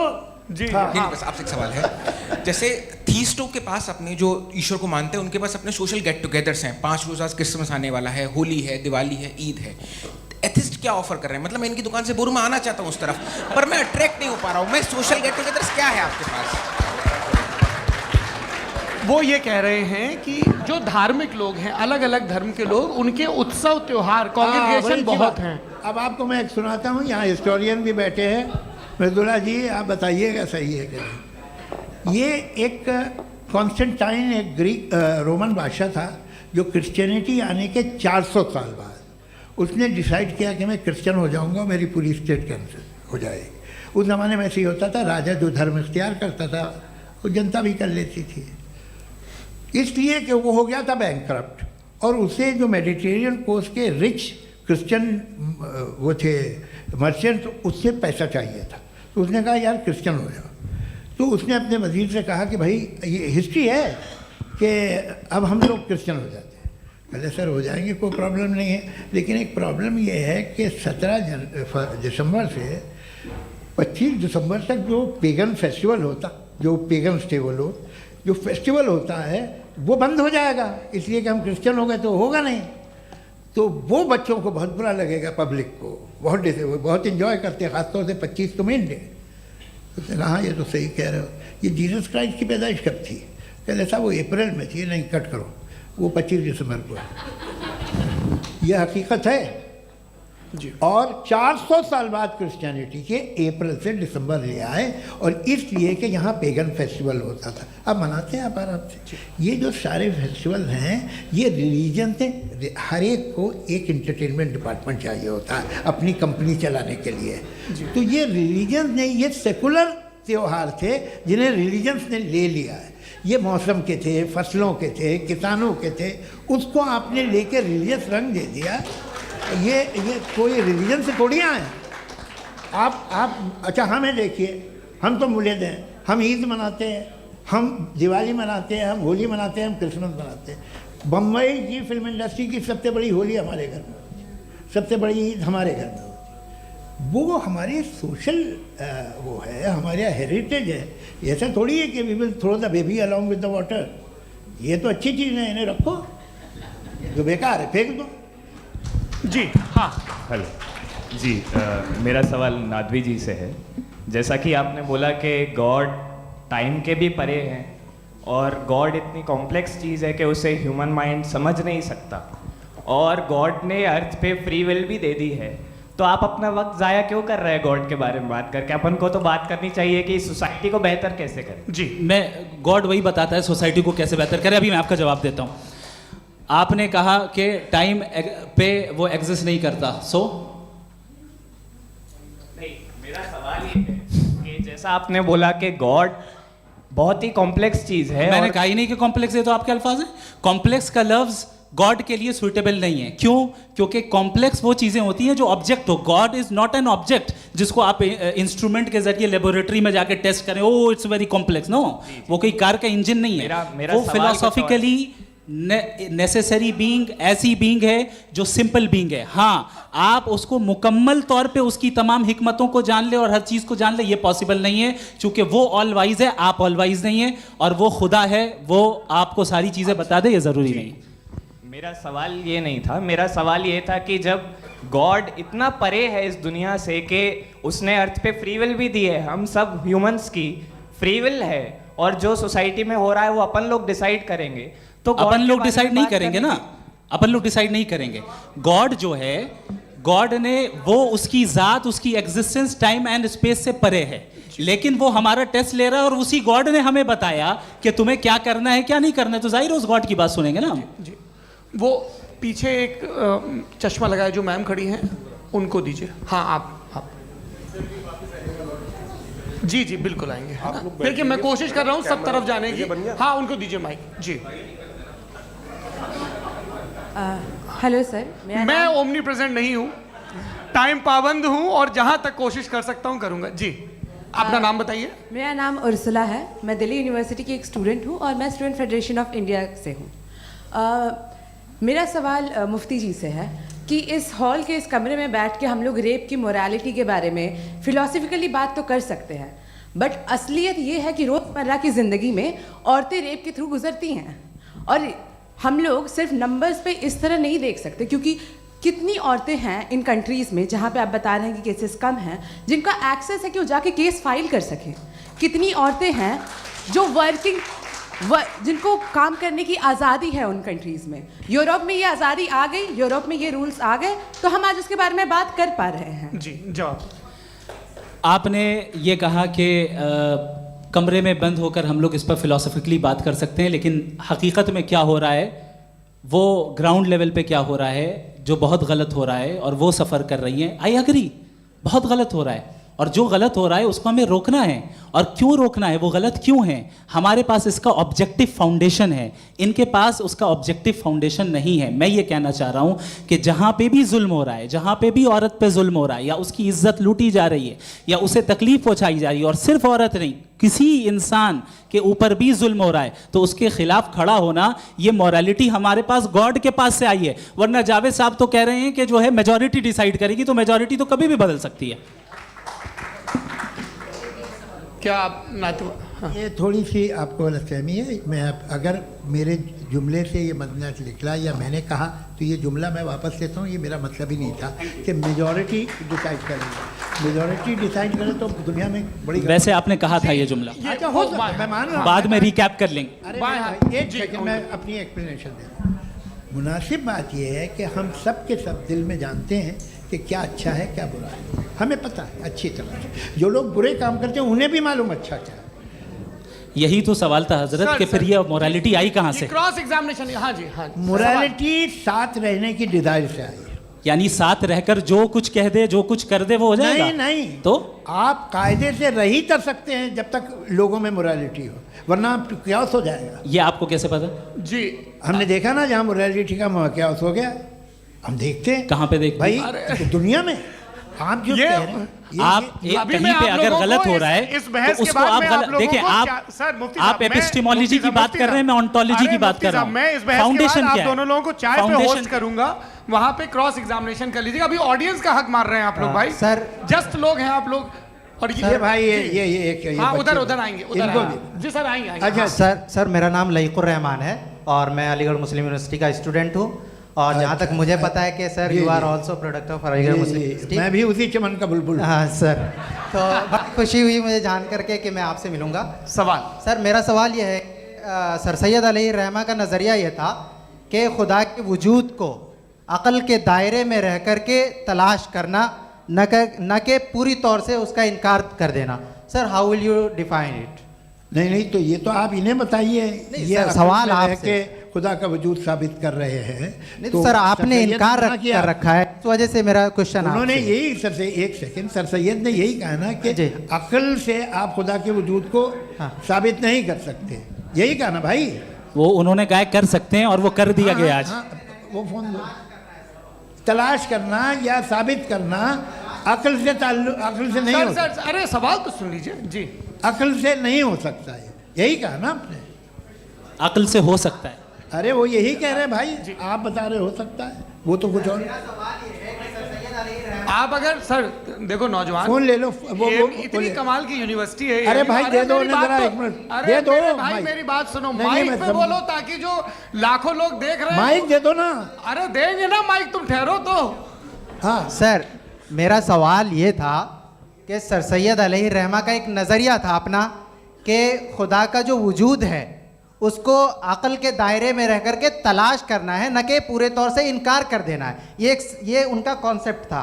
लेकिन मेरा सवाल ये है कि आप इसको कैसे डिफाइन करते हैं, एक्सप्लेन कैसे करेंगे? मैं आपसे जानना चाहता हूँ, क्योंकि you are the product of Aligarh Muslim university.